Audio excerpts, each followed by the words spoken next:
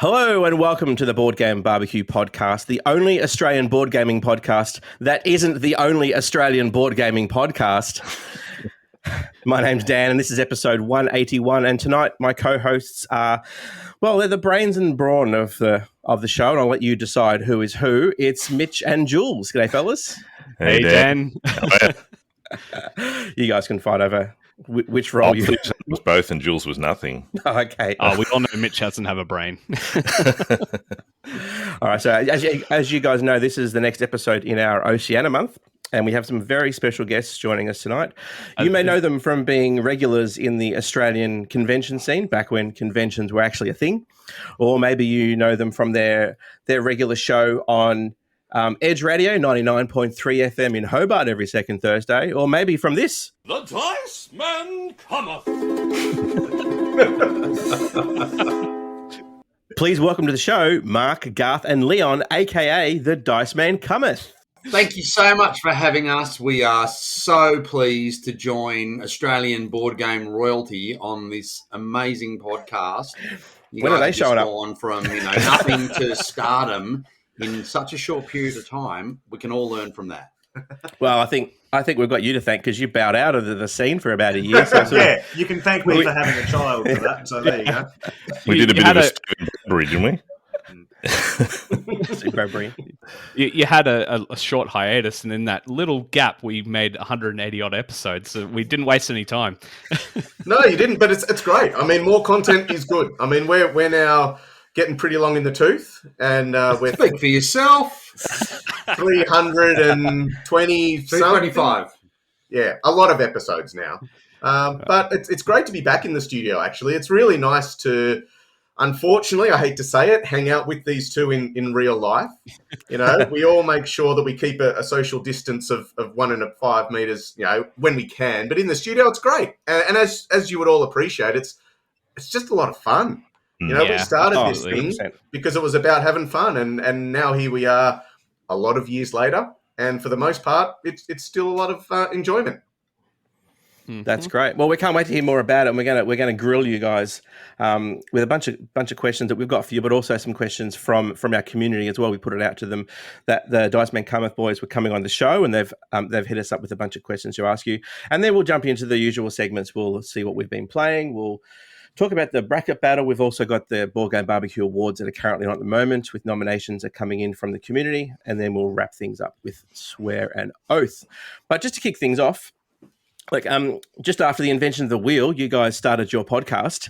So, actually, Jules wrote that. You'll see.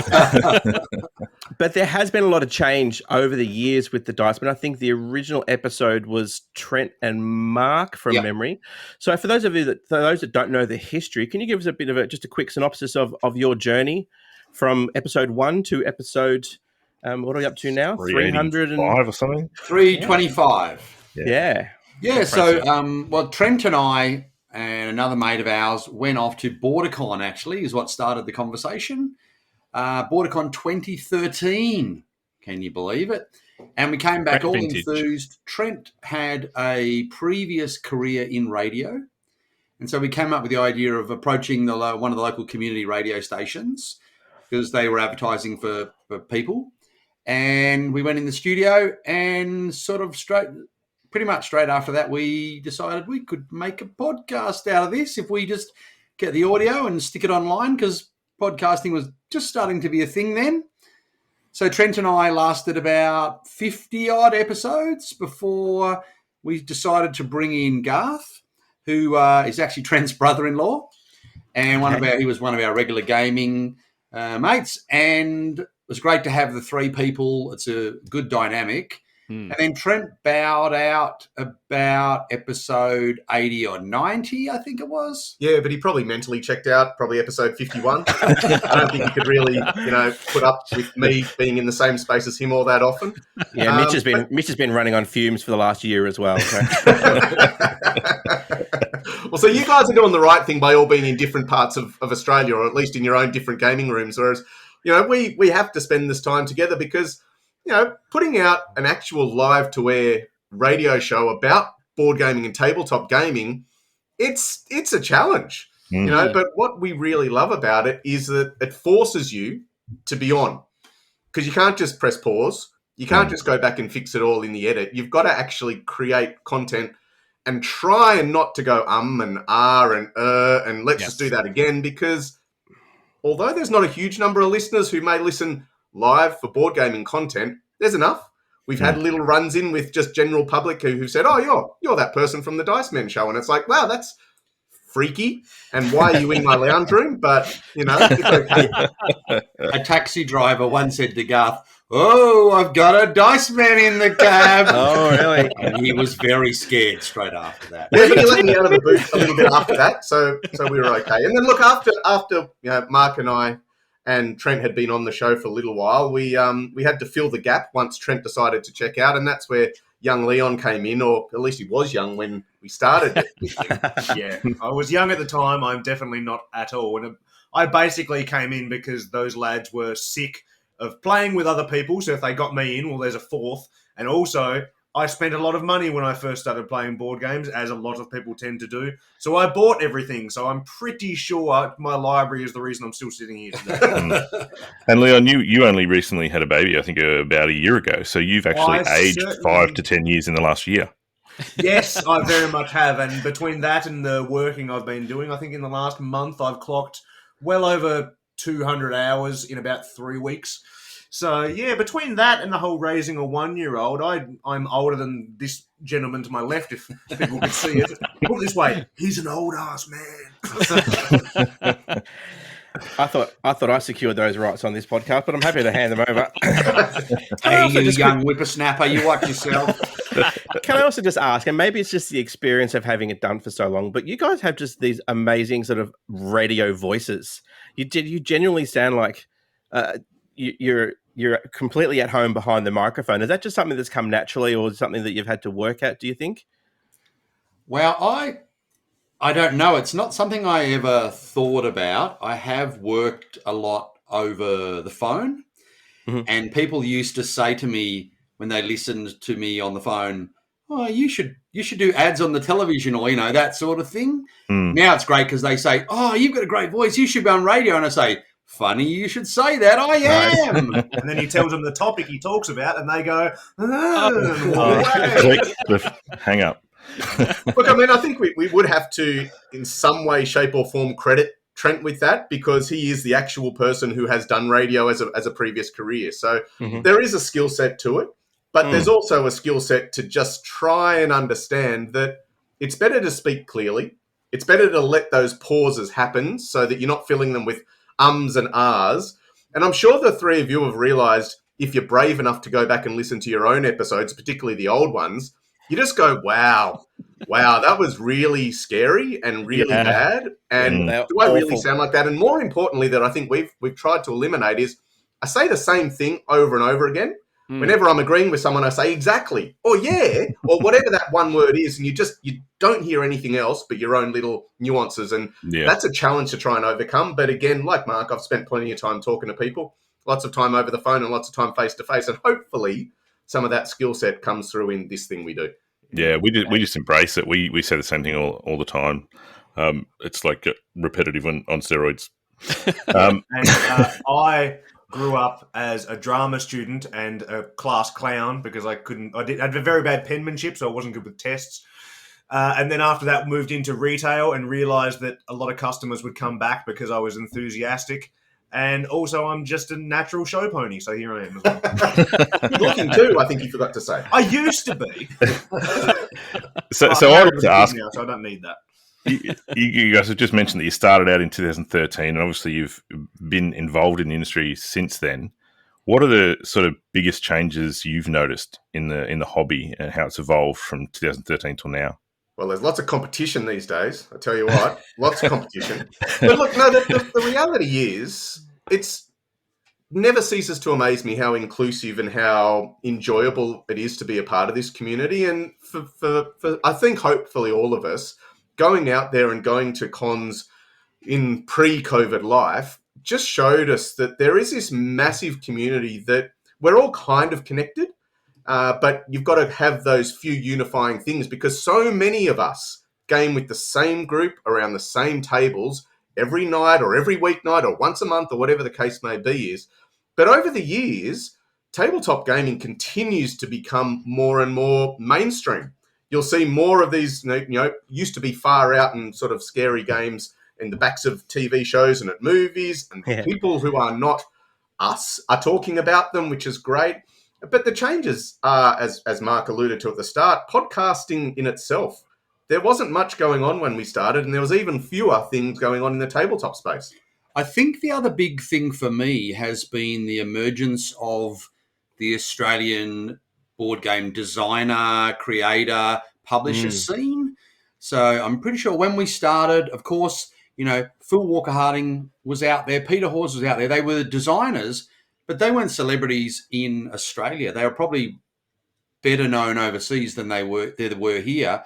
And we sort of saw the rise of companies like Rule and Make. We've seen Good Games Publishing come up. We've seen other little studios around the place. And Australia is really starting to punch on a global scale, putting out some really great board games. Yeah, the biggest thing has been definitely the people. When you go to something like a PAX Australia and you see 10,000 people when half of them are in the board gaming space, that would just not happen at all a decade ago. And that comes from lots of different reasons, but it comes from a lot of young people that are, very social media and YouTube type savvy. They get onto the rest of their family and go, look, just from scrolling random different things I'm interested in, I found board game podcasts and YouTube shows and things like that. And they discover the whole world out there. Even to someone like me who works, in a factory and, the general everyday working class person that works in a factory, they wouldn't know anything about board games. But as that's gone through the years and years and years, people that now know that's a thing that I'm into, they will come up to me and say, oh, the other night we played this Ticket to Ride, this Catan, this things like that. And even though it's to us pretty basic games like they are, but in the general public, in the general world, they're not coming up to me and talking about Monopoly. They're not coming up to me and talking about Scrabble. Yeah. They are coming up to me and saying, I rolled some dice in King of Tokyo with the kids and it was amazing. And that was without me telling them, buy King of Tokyo for your kids.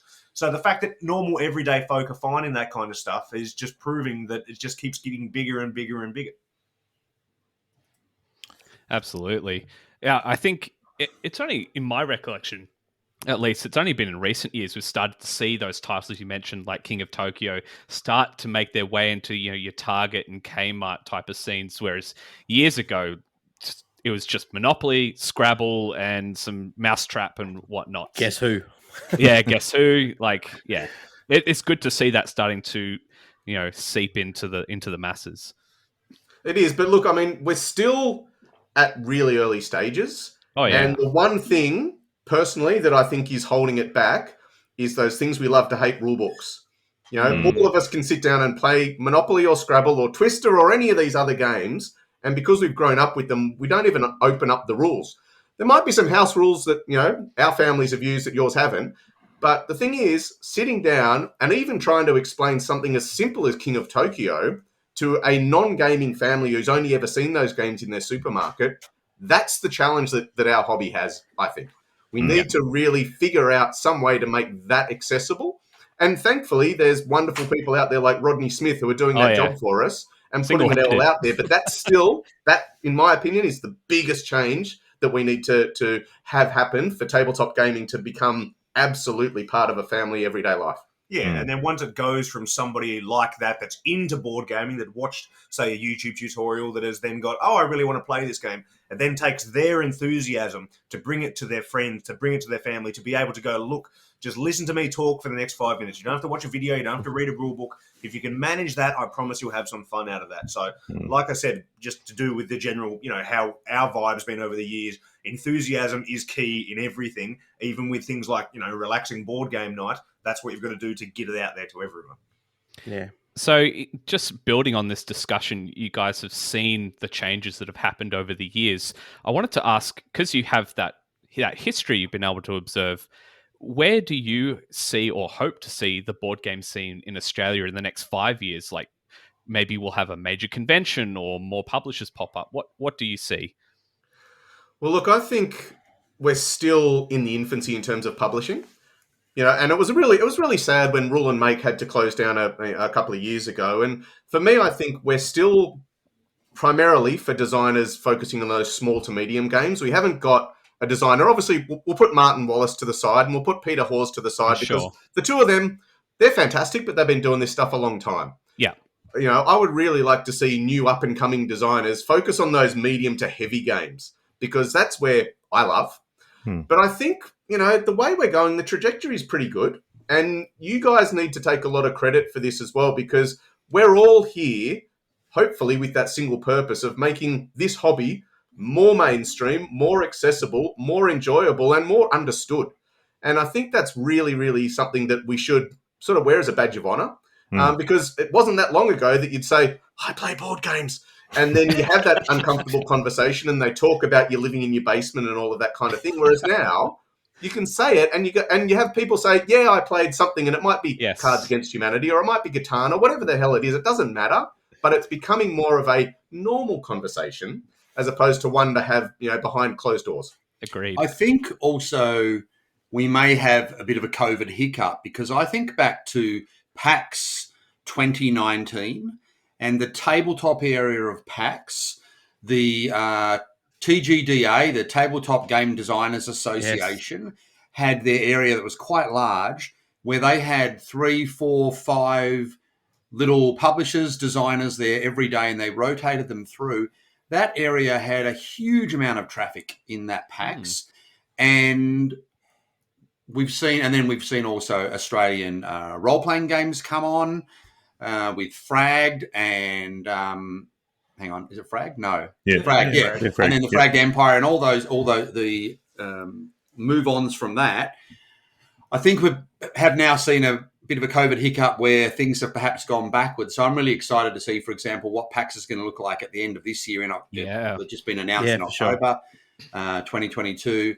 Whether we can, to steal a phrase, build back better after COVID with board games, that's for sure. Yeah. And speaking of, because you guys have been such big advocates for Australian gaming conventions sort of in the past decade, what are some of your maybe personal highlights from the Australian convention scene? Obviously not for the most recent 2 years, but back prior to that, what are some of your personal highlights from the Australian... before the invention of the wheel?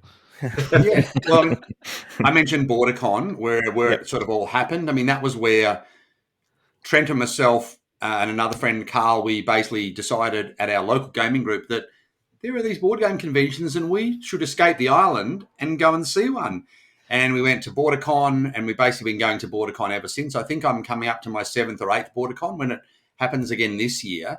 And that really opened our eyes to, wow, you can get 200 people together and spend a weekend playing board games. And, you know, that initial fear of, we're in a room of 200 really strange and smelly, mostly men, mostly hairy, you know, situation to what it has been in more recent times where it's very diverse, very mixed. Everyone's friendly. We've made so many friends from all around Australia just through playing games. So for me, BorderCon has been a massive highlight. Yeah, and look, just piggybacking off that for BorderCon, for me, it is a perpetual highlight because I walked in there a few years ago. Mark's definitely got a few years on me, and I knew the people that I'd arrived with. And after those 3 days of non-stop gaming from 8 or 9 o'clock in the morning until 2 or 3 o'clock in the morning, I managed to leave with 150 new acquaintances or friends. And that's I think for me why BorderCon is so special. But going to LFG and going to PAXs and all of those other much larger conventions, they just highlight that this hobby is enormous, and that just because you don't see people out there in board game t-shirts all the time, the hobby is massive. And as Mark said, seeing the tabletop area in PAX a couple of years ago, and I think 2019 I was on a panel there, which was really, really cool. It's massive, and it's just so exciting. The highlights are always playing new games with new people, always going out there and learning something and meeting a new person and being able to go and sit down and have a beer with Martin Wallace. That's cool. Yeah, it's not something that you can do every day. And there's not many people who, when you say that happens, would go, yeah, that is cool. But I know it is. And I'm really happy to be part of this community. And it's great to now call those people my friends. Ditto. Got nothing more to add, I'm afraid. That they're all very good points. Yeah. So I'm going to ask quickly. The Dicemen Cometh, the name. Who came up with that? Sure, it's a play on the Iceman Cometh. I'm assuming. Yes, yeah, it was What's the Trent's background? idea. I'm trying to. The other one was of Dyson Men, similar Yeah. sort of literary thing, because that's Trent for you. Yeah. I think we were hanging out at the Hobart Game Society, or Hogs, which is where actually Trent and I met, and I think we ran it past a table or two of people and said, how do you think this sounds? And they went, oh, yeah, Dicemen Cometh sounds better. And then Trent went away and recorded the sting. Trent played the ukulele, and another friend of Trent's, Tony, who is a professional voiceover man, he's the guy doing the voice. So it's not actually any of us. It's Trent playing the ukulele, and it's this guy, Tony, doing the voice. And he said, what do you think of that? And because it was only me at the time, I was like, yeah, okay, I guess it'll work. And it's just worked for the last 300 odd episodes. And it's just, we haven't bothered to change it. So when you record every second Thursday, you're actually going into Edge Radio and doing it there. Do you get to push all the buttons and stuff in the booth, or you do? So I'm the button pusher, which is why if you ever listen, you might hear me making jokes about pushing the wrong button. It's not the sort of radio station panel that you might have seen on television. It is quite an antiquated one, because it's a community radio station that's based in a university, that's partly used to sort of teach people how to do radio, and it's partly just let anyone in there talk about whatever they like, or most of the other shows are music based. So there is a very basic panel. We can stick a USB drive in. We could even stick these silver round things. You might remember them, called CDs, if we wanted to. Before your time, Jules. They have all everything I grew in their up with computer. VHS. So it's not too tricky.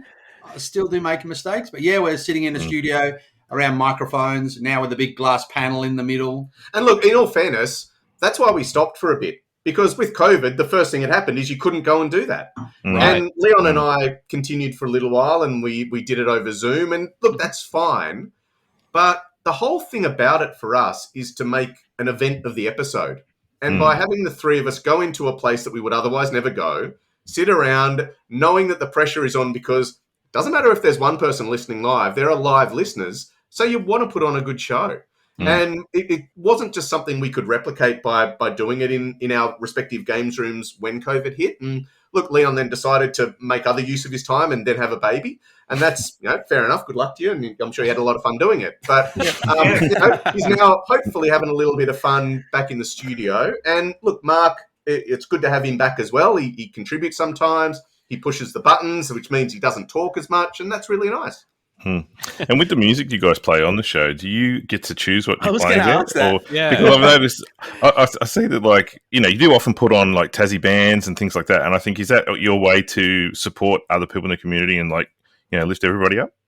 So Edge Radio have a whole bunch of music programmed, which we can use. All the new Tassie bands, it is a youth-oriented station. So they have the Tassie bands, they have all the new stuff.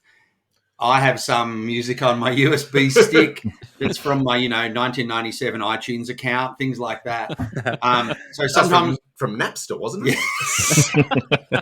Sometimes we use that. Sometimes we use the stuff that's in the computer, just depending on how we feel. Yeah, and when the show first started, Trent was the resident metalhead of the group, and then when he left, I joined, and I'm also in that persuasion. So I attempt to do that from time to time, but I am rather lazy, I must say. But what we do like to do, because like I said, when we've got that show, the people that are listening because of the board game content, and if they get to happen to see a cool song, that's also welcome as well. But we try to find interesting song titles, song names or band names that actually fit with what we're talking about, just to make things a little bit interesting, because we're going to have them in the show anyway. We might as well kind of make it a part of the spectacle.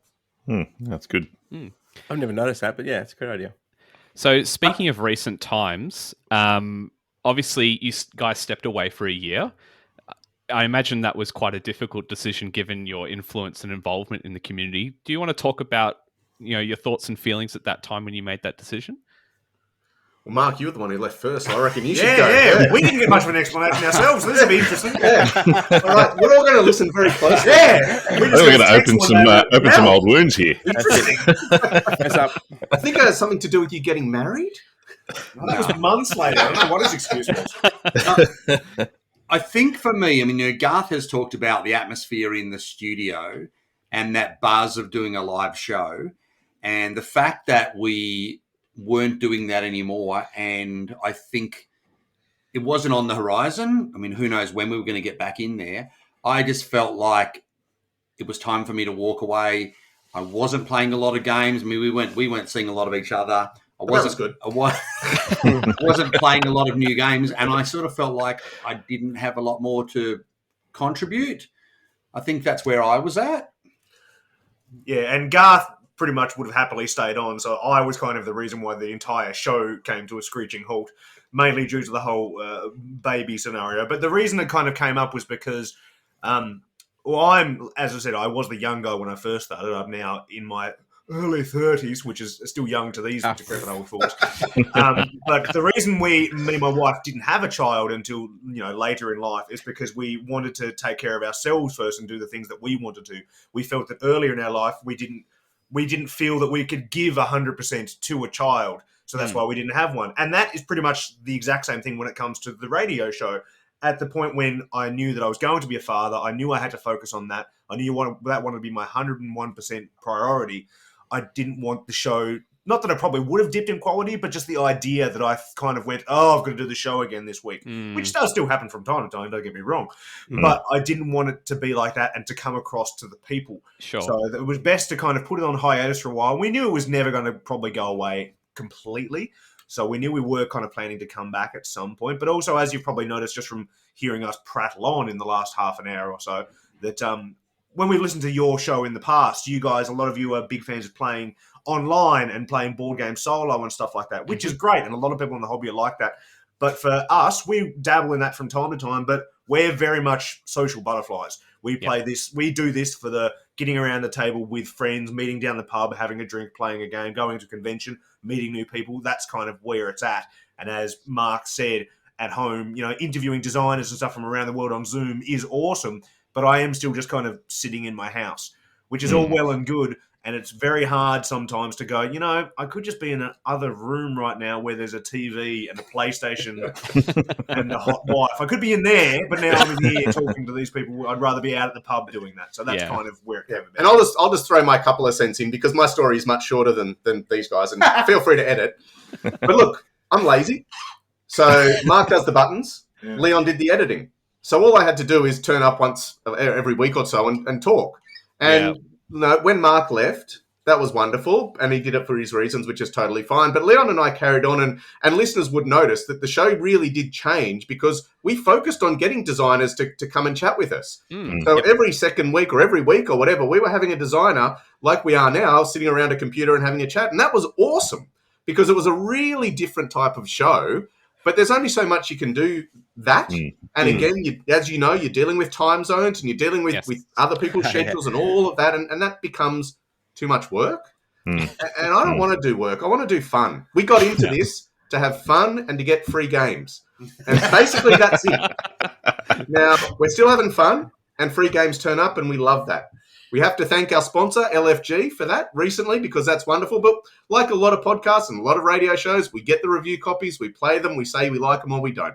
And that's something that we now really, really enjoy. But we want that live content. We want that live radio environment. And I think, the listeners appreciate that. So I was going to ask a question about your connection with LFG because they're obviously in Canberra and I was in Canberra and just recently moved to Melbourne. And you guys are in Hobart. How did that connection happen? Well, we'll use the B word again, BorderCon.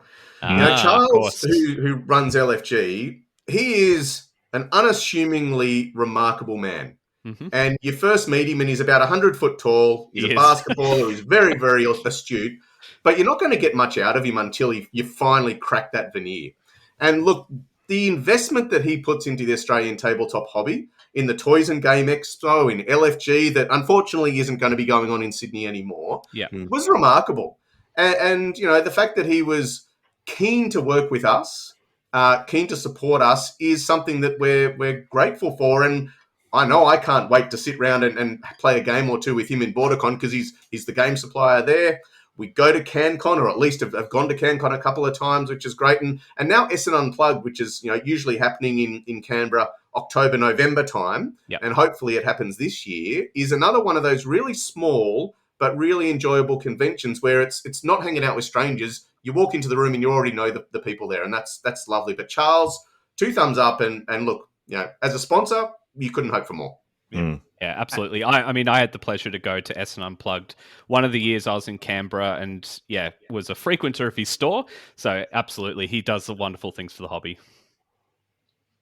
Well, since you guys had roughly a year off, we're going to start talking about some games shortly and what's been hitting the table. But I'm curious to know maybe some of the top 3 games that you've played in that time that you're yet to cover on the podcast. Have you got anything sort of coming up that you guys have been playing a bunch of?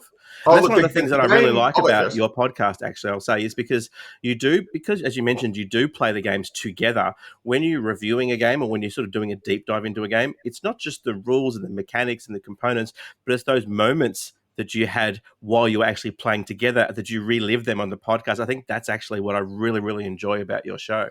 Yeah, well, that's a perfect little bit of information to talk about the game that I want to say, and that's King's Dilemma.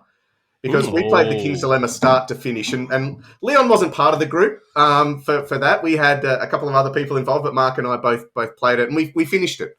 And the journey that we went on was remarkable, and we are going to talk about it on a show, because it was my game of the year in whatever year it turned out. But we hadn't finished it by then. So we finished it now over the course of the last, 18 months, 2 years, or whatever it was. And the journey, and particularly the circumstances around the final game, which you'll have to listen to our show for that, was just, I just love it. That's the kind of moments that I'll lock away in the gaming memory bank. Yeah. I've got a couple on my short list that we're going to talk on the show sometime soon. The new Summoner Wars, which is designed by Marty, who is a fellow Tasmanian. He was born in Melbourne and is going back there soon, but at the moment we're claiming him because he does a very good job. And Summoner Wars is one of my favourite games of all time, so I've still got that coming up. But also importantly, the Marvel United and X-Men United that come out in the last year. That has been a game that I've really, really enjoyed because I'm a massive comic book head, as well as I like a good co-op game. And it actually replaced Marvel Legendary for me, which was, for a long time, the top game in my entire collection. But because the setup took longer to play than just playing Marvel United together, I thought, well, probably best to move on. And I never thought I would do that. One of those games I thought, this is an evergreen. I'm going to have this for the rest of my life, showing my grandkids all these cool cards that do different stuff. But there you go. Only 6 or 7 years later, it's gone because something new and shiny replaced it, which is something these two should sit down and think about. Did you go all in on that, Leon? Sorry? Did you go all in on that? Have you got more plastic minis and you know what to do? When it comes to Marvel, but especially X-Men is my jam. Same. I've got the whole kit and caboodle. And a friend of ours, Aiden, who is big on the painting because I don't have the time. I've got a kid. Have I mentioned it? He's going to crack into that for me at some point on top of the, what was it, $700-800 worth of Marvel Zombicide that happened recently because... You've got to do that because why not? So hopefully Marvel can relax now for a little bit. Gee, Simon have got you over a barrel, haven't they? I have to ask then, did you get Galactus? No, because that shipping was insane. Yeah, shipping in Australia for the best of times, we could all sit around for a good dozen hours and talk about that. But I think it was like $300, $400 to just get Galactus. Yeah. And then the shipping involved in getting that. And I was like, for that same price, I could get a monstrous, Batman statue or Punisher statue or something that I actually want, and for something that I would probably only play once or twice. So no, I spent my money wisely and only spent a good $700-800 on getting the rest of it. This is one of the reasons that we brought Leon on board, is because when he goes in on a Kickstarter, he goes in hard. The only way to do it. Yeah, that's it. There's no doing it halfway. What about yourself, Mark? Any highlights of stuff that you played over the last year while you had a bit more free time? Yeah, I have been playing a lot of 2-player games with my new wife, as Garth mentioned. I did get married just Your player number, your player 12 months two. ago. And we love detective TV shows, and we love BBC detective shows particularly. So the new Detective season 1, Okay. because we love the original. We went out and we bought our own whiteboard and the red string and all that sort of stuff. Got That's right in. We had the awesome. murder board, and we do it in British accents. So we played Detective season 1. And I'm really excited to hear about the new Batman version of Detective that's been announced. That is going to be fascinating. Whoa, what? Yeah. No. Batman, Everybody Lies. Oh, well, there's another overtime shift for me to do. Go. Yeah. Got into that and pulled out a couple of my old, talking of Kickstarters, my old Awakened Realms, Tainted Grails, Ether Fields, and Nemesis, and started playing those 2-player. So not new games, but games obviously that I hadn't got as much to the table as I would have liked. Very nice. That's awesome.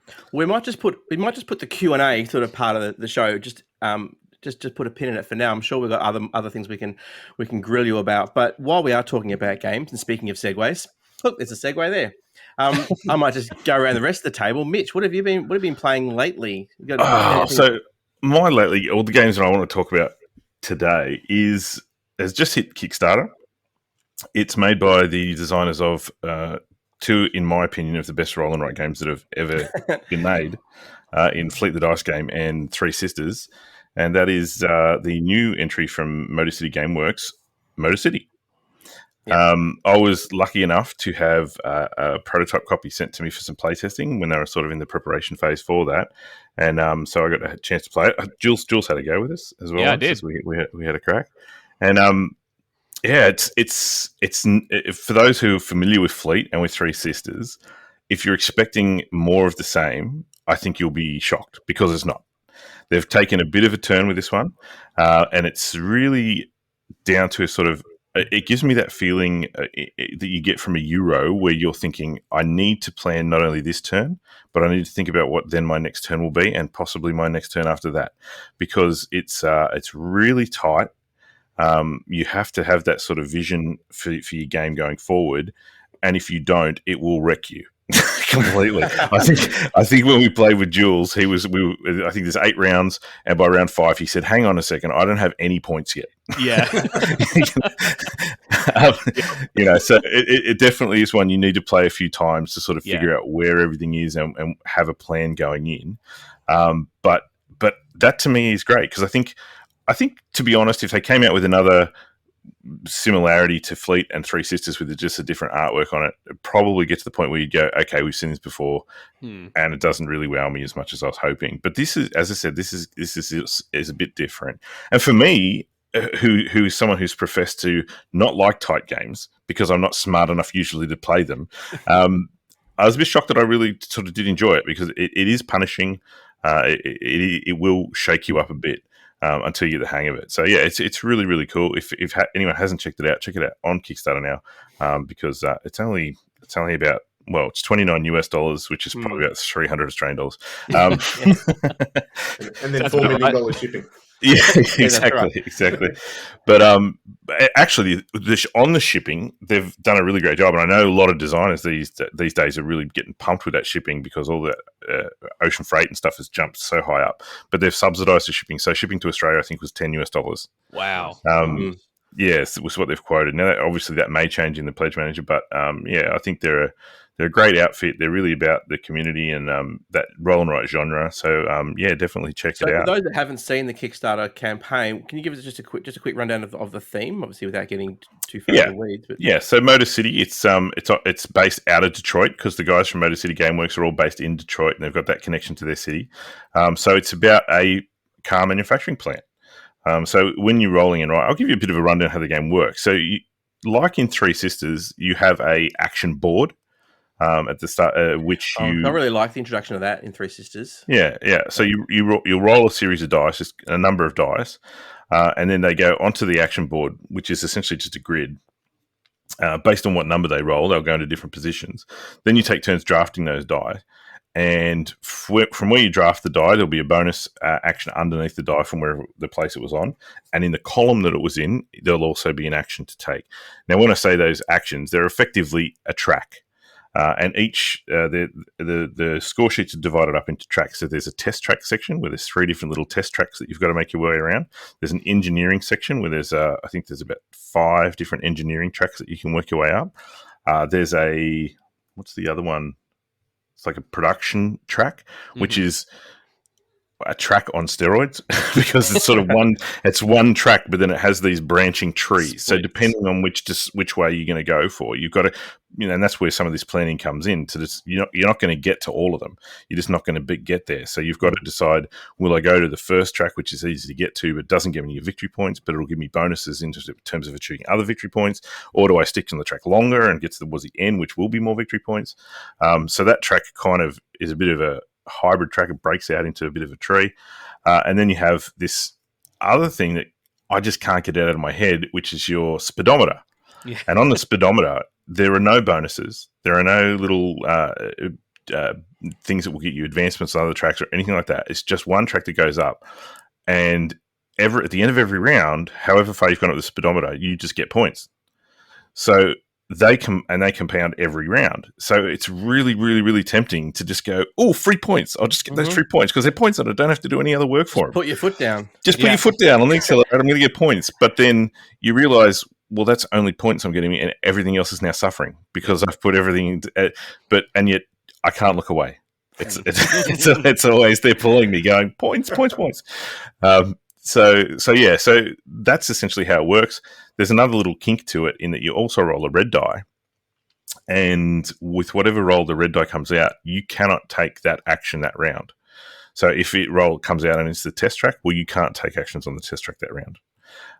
So there's a bit of a blocking mechanism there. It's just to throw you out, and then something that it also has that Fleet and Three Sisters didn't have, you can upgrade each of those actions. So for each of those tracks, which are actions, so production test, there's a sales, and there's I'm trying to think of what the other one is.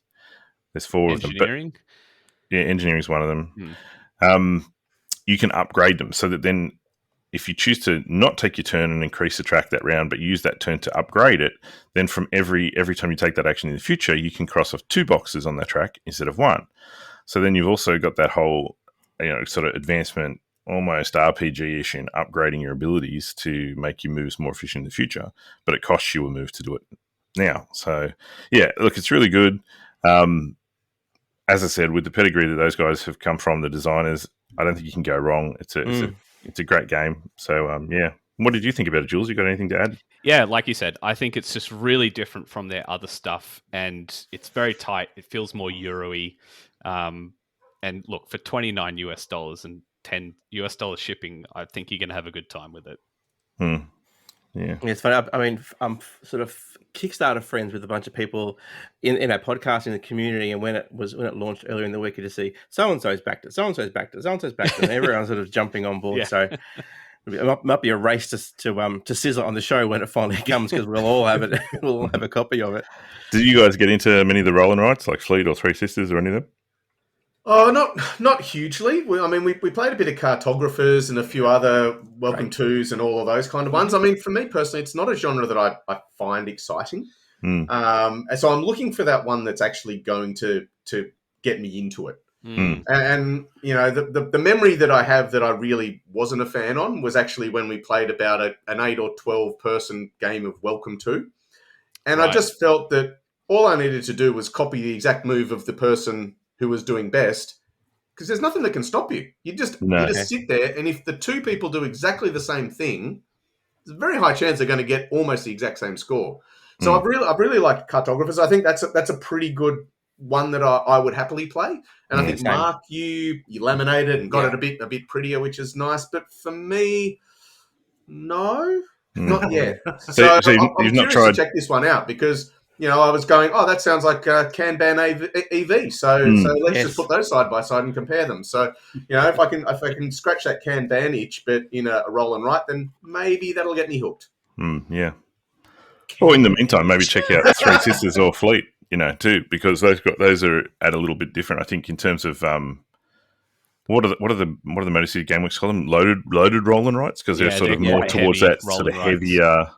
Than you. And because you are drafting those dice as well, so you can mess with other people and you can see what they want and actually take that dice before them, as opposed to your welcome twos where everyone almost is sort of just working in isolation. And I'm like you, that's why same as you, Mark. That's why I like cartographers, because when those orc cards come out, you get to mess with someone else's map and completely screw them over.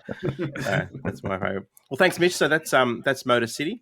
And for everyone playing at home, if you've got the bingo card out, then Mitch did say something was on steroids, so you can cross that one off. Cross that one off your card. We might go over to you, Mark. Actually, have you got anything that you want to sort of highlight? Anything you want to sizzle that's been hitting the table lately? Look, the sizzle that I have is so hot that you can hardly bear to touch it. We're talking a game that came out of nowhere and went straight to Tom Vassal's #1 game of all time. So Ark Nova. We've just got our copy of Ark Nova. We played it on Wednesday night. And Thursday morning. Let's just say a little 6 hours, including the teacher. I'll give Garth that. But, the funny thing is, at the end of it, apart from the fact that Trent was asleep on the floor, I loved it. It didn't feel like a long game. You're always engaged. It's an interesting little puzzle.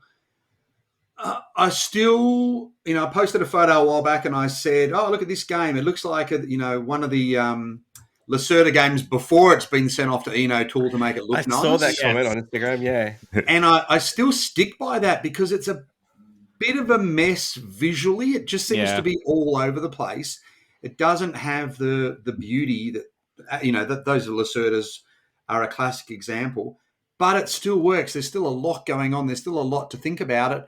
And the best thing is I was the only person that actually had positive points at the end of the game, so I'll be getting it back to the table. I think that Ark Nova, the next edition, is going to be the one that you should get. I think the individual zoos are a bit flimsy. The art you can take or like. I think it looks totally fine, but I think it is maybe a game that didn't realise how hot it was going to be. Yeah, right. And there's no doubt a bit of money behind it now, and the next version or the next iteration might be. What do you think's in what do you think's in the secret sauce then that makes you sort of forgive the artwork and go, look, this is a great game? Look, it has very much that Terraforming Mars factor of the interplay of the cards, the competition for the cards, particularly in this because you've got those cards in the middle and you spot, that's the perfect one I need to finish off my strategy. How am I going to grab that before someone else does? You've got the sort of the advancement in the universities and the partner zoos where you're building up your capabilities or you're making the cards cheaper to buy. And you've got your end game goals and that whole little twist of, I can score lots and lots of points. What are they called? I call them ticket points, the appeal points. But really, that's not getting me anywhere. And then you've got this other whole board with the conservation projects where the points don't seem like much, but they really add up to a lot when you come to working out your score at the end of the game. So it's just, it's another thing where there's a lot going on. You start needing to think 2-3 turns ahead. And then I must admit, I didn't expect to like the action cards and how they work as much as I did. That whole puzzle of, I really want to do cards again now, but it's gone back to 1 on the mat. I've really got to do a few more things to get it up to at least 4 to make it worthwhile to draw 2 cards instead of 1. Okay, what am I going to do? That little puzzle where I thought at first, it's just another race for the galaxy with the action selection. But the way they play out in front of your board and how everyone will have them in different places and therefore be able to do them at different times, that's like a little puzzle within a puzzle, I think. Yeah. It does nothing new, but what it does well. Yeah. And it's got a whole bunch of different mechanics that do work together, and it makes sense. The teach can be hard, and my strong recommendation is to print off additional iconography, because the icons and how they all work, that's your stumbling block right there. This game is never going to be in Target, and it's never going to be picked up by mum and dad. I've never played a game before because this one's scary. Yeah. And as you said, this one's rocketing up the BGG rankings. It was 80 during the week when I was doing this, because I think someone mentioned it on the show last week, and so I was doing the show notes. And I noticed it was number 80. It's now 76. Yeah. Wow. Well, look, we did a bullet.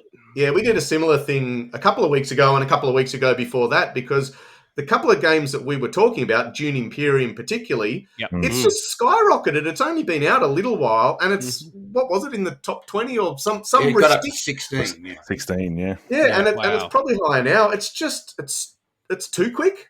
Do I sound like a fuddy-duddy? No, not at all. Is it just the cult of the new and the cult of people going and giving it 10 stars after one play and going, all right, well, it's going to be up there. It's a great game, but it's not a top 20 game. Yeah, we had a chat about that. I had a chat with a couple of guys in our community about how much does the hype contribute to the ratings, and then the ratings in turn fold back on the hype, and so it creates this sort of snowballing, hype ball that just keeps pushing it up and up and up. Yeah, it's crazy. But again, more people getting excited about more games is more good. Yeah, sure. absolutely. I mean, personally, I remember when people started first. I mean, Tom Vassal aside, when I started hearing people talking about it, I'm like, I'm just going to hold off occasionally. But the more people talk about it, I feel like, well, I got to play it now because everyone's loving it. Rankings aside, everyone that I know is loving it. So maybe I should check it out. Yeah, just dedicate 6 hours to your first game. Because we finished at 1:30 Thursday morning, and look, admittedly there was lots of wine and lots of other alcohol involved, and we all had a great time, and Trent slept on the lounge, waking up lovely. Trent for his turn as well, so. We might as well stay over there in the studio. Leon, have you got anything that's been hitting the table that you want to tell the good folk about? No, not at all, because I've been working and rearing a child. No. That's a game the game that I was looking forward to the most, and I actually said just before our show went off the air and went silent for a year, I thought, this is going to be the game that's going to get us back for a one-off kind of special episode, and then we'll get the itch again. Luckily, we got the itch a few months before that because it was kind of going around at the time. Yeah, but there's an ointment for that. Yeah, I was going to say, you should see the doctor. Yes. Yeah, and you should see about your Kanban itch thing as well. But the game I'm talking about is Nemesis Lockdown. And it is a game that it is not Nemesis 2. It is a standalone expansion. I kind of have to say that as a caveat because it doesn't actually change a lot from the original Nemesis.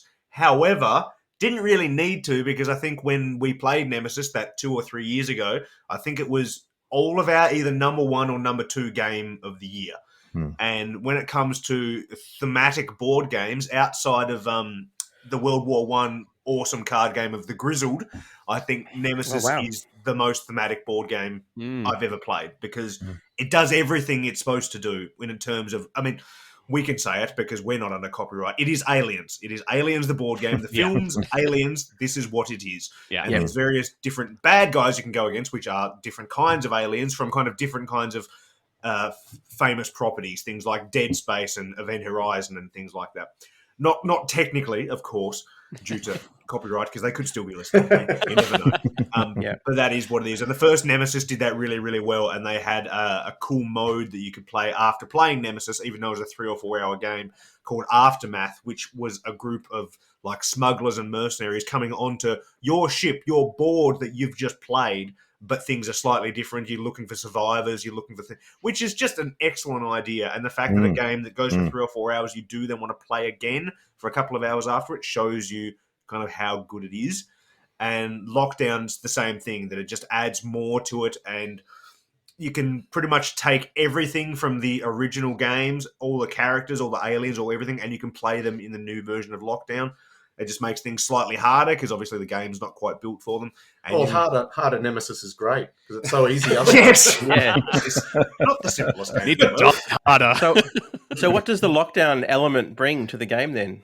Well, the main thing is the new area that you're actually playing in. So instead of being on a space station, you're actually on a colonizing station on Mars. But thematically, it's set, not that there's a big like overarching story, but thematically, it is set after the original game, because one of the characters, her class is Survivor, and the flavor text is she was a survivor on the original Nemesis ship board game, and now she's in this, which just little things like that, which are just, chef's kiss kind of when it comes to thematic type of stuff.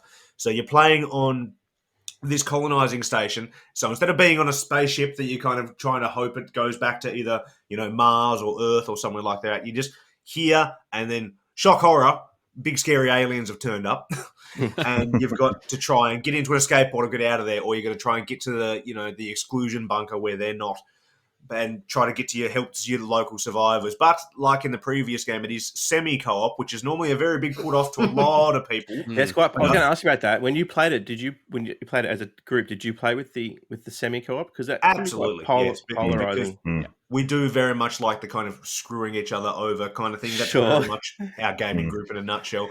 But it's not that bad in Nemesis because the game to play it is so enjoyable that if you do kind of get screwed over after 3 or 4 hours in a normal game, like in a Euro game, that would drive me insane. But this game is so enjoyable that it doesn't so much. It doesn't add heaps from the previous games. The only real mechanic it adds is that now the power generator on the Mars colony, it can go out, so different levels that you're on can lose power, and when that happens, different events get changed, mainly because they get a lot worse because the aliens are going to come after you because they can see when you can't. And it just becomes very, very unpretty after that. But it's really good. Anyone that liked the first one would like this one. Anyone who didn't like the first one probably won't be overly swayed, but there's so many different aliens and characters and game modes. You can play it fully co-op, you can play it semi-co-op way. There's heaps of different ways you can play it, and it's very good and shiny. Yeah. Well, mine's particularly shiny because it's still in shrink. Although I did actually take the shrink off Nemesis, the original, the core box, this afternoon. I had a look at all the bits, and my son was playing with it with the aliens. It's absolutely worth checking out for anyone that's kind of even half interested in the look of it or the theme of it or anything. You won't waste your time, even though it takes a long time. You think this is crazy, 3 or 4 hours. But it just flies by because it's so enjoyable to play. The only thing that, from a gamer standpoint, and I say that in inverted commas and put that stupid voice on, is that it can be quite random because you're drawing out cards and, you can die 3 or 4 hours into a game and then be out while for the next half an hour everyone else kind of keeps playing. That would really irritate a lot of people. But again, because I think this game is so enjoyable and so thematic, it doesn't bother me in the slightest. And that's kind of so that's kind of a sign of a really good game, that when that does happen, it doesn't bother you. Where in some other games, even if they're an hour long and you screw up half an hour in, you want to flip the table. Whereas this, something random happens 4 hours in, you think that absolutely sucks that random thing killed me, but it don't matter. But that random aspect of it, as you say, that creates that massive suspense. Like when I've played it, it really does a good job of having you absolutely terrified of what's going to happen because that, those aliens, it's not like you can just, okay, I'll roll the dice and they'll die. You'll, so I think it creates that atmosphere that really has you packing it. And you without that randomness, you probably wouldn't have it. Yeah, in lesser games when it doesn't make thematic sense that random things come out and kind of spoil what you're doing, then you go, well, that's just not very good design. Whereas here, it makes perfect sense. Yeah, it's more of an experience than a gamey game. Even though there's heaps of rules and it takes ages to learn. But yes, you are right. It's very much an experience. Yeah, I've never played it. I've watched. I'll say the story.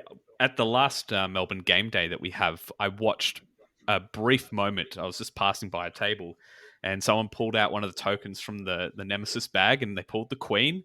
Oh, fun. Dropped the queen down and rolled the dice for attack. I think the queen immediately attacked and just ripped the person's head off and they died straight away. And I was like, oh, cool. Good luck to the rest of you. But I'm so keen to play my copy. Yeah, but then as you say, the experience of it all was they walked away going, oh, remember that time when the Queen came out and ripped Leon's head off? How good was that? So, that's happened. Yeah. All right. So I think we might be hearing a bit more about Nemesis later on. Jules, absolutely. Your oath is progressing, I hope. Mm-hmm. Very much so. Because we take our oaths very seriously on this show, of course. Oh yeah. What else has been hitting the table in your neck of the woods, Jules? Oh, I've been doing a lot because it's been a few episodes since I've been on. I played Radlands with you, Dan, recently. That was a bit of fun. Yeah. I need a rematch on that, by the way. I demand a rematch. I've been playing a little bit of Beyond the Sun online, which has been good fun. I recently started a Kingdom Death Monster campaign with a few people in the community in person, which has been awesome. So we all made it through the fight against the White Lion for the first scenario. So very much looking forward to seeing how that Kingdom Death Monster campaign evolves over time.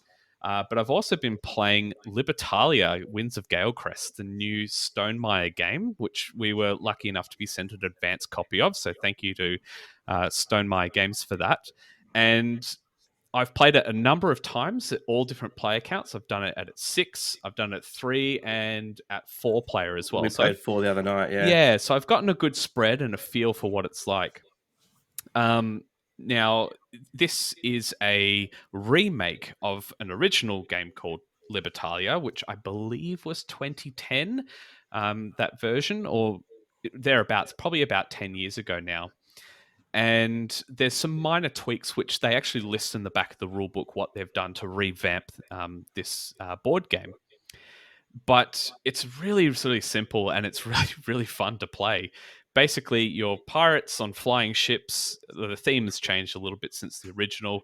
You're going to this island to collect loot and treasure and muscling and elbowing your way in a little bit to try and get the best stuff.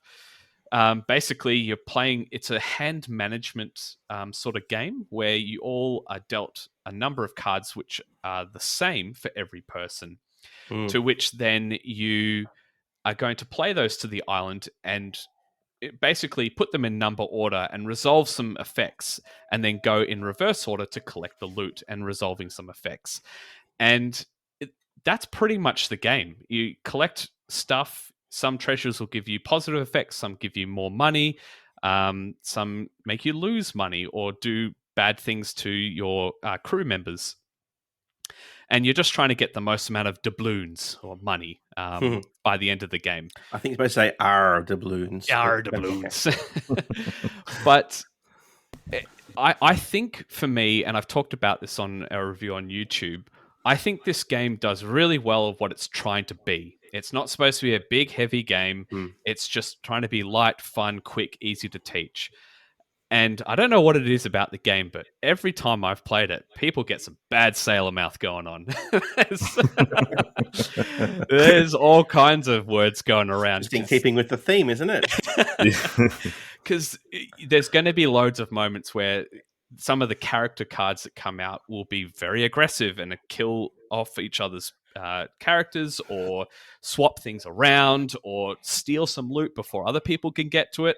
And you have moments where you just take the loot that someone wants. It's very... depending on the cards, it can be take that, but it's more just a very high interactive game. And it doesn't outstay its welcome. It only plays in 3 rounds. It's usually done in 30, 40 minutes. And I've just had a good time with it. It's just really good. The thing I liked about it was that because one person will draw 6 random cards and everyone else pulls the same 6 cards out of their deck. So if there is a few take that cards in that round, everyone's got the same to take that card. So it doesn't feel like one person is slamming someone else. Yes. It's just you play yours and you just know that someone else is going to get you back pretty soon. Yep. I really do like that. It reminded me of Oriflamme a little bit as well, the way that the cards have to be played in a certain order, and you might have something that you might have a low numbered card that has a really good action during the daytime phase. Yep. So you play that at the start so you can get that action, whatever that might be. But of course, because you're at the front of the queue, that means when it flips to the dusk, you're actually at the end and you're going to get whatever's left in the loot, if anything at all. So there really is that sort of crunchy decision going, do I go first so I can get this action, or do I go later so I can capitalize on the fact that I get the loot that I actually want?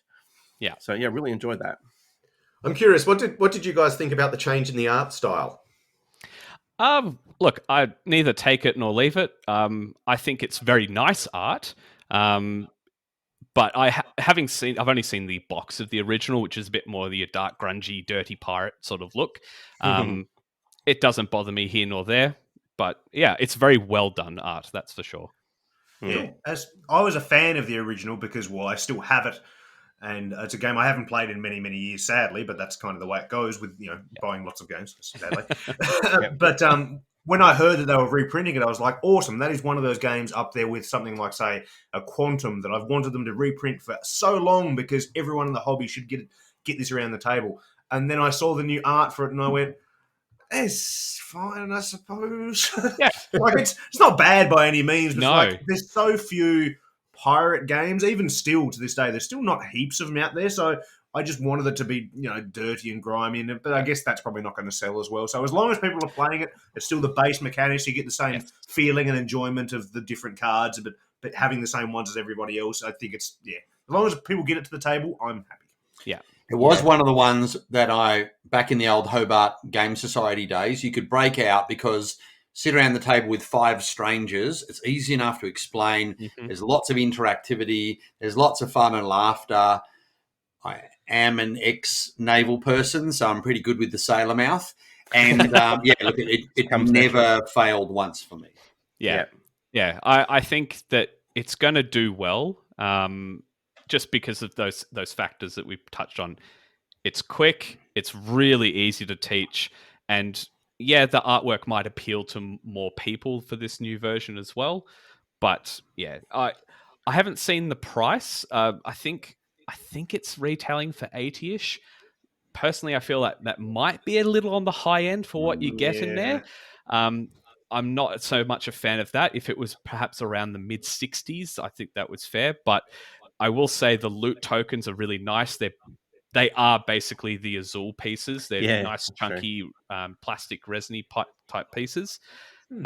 That's nice, but there's metal coins, but I think they're an add-on. I'm sure they're always nice to add into the games as well. But just grab your coins out of Scythe anyway.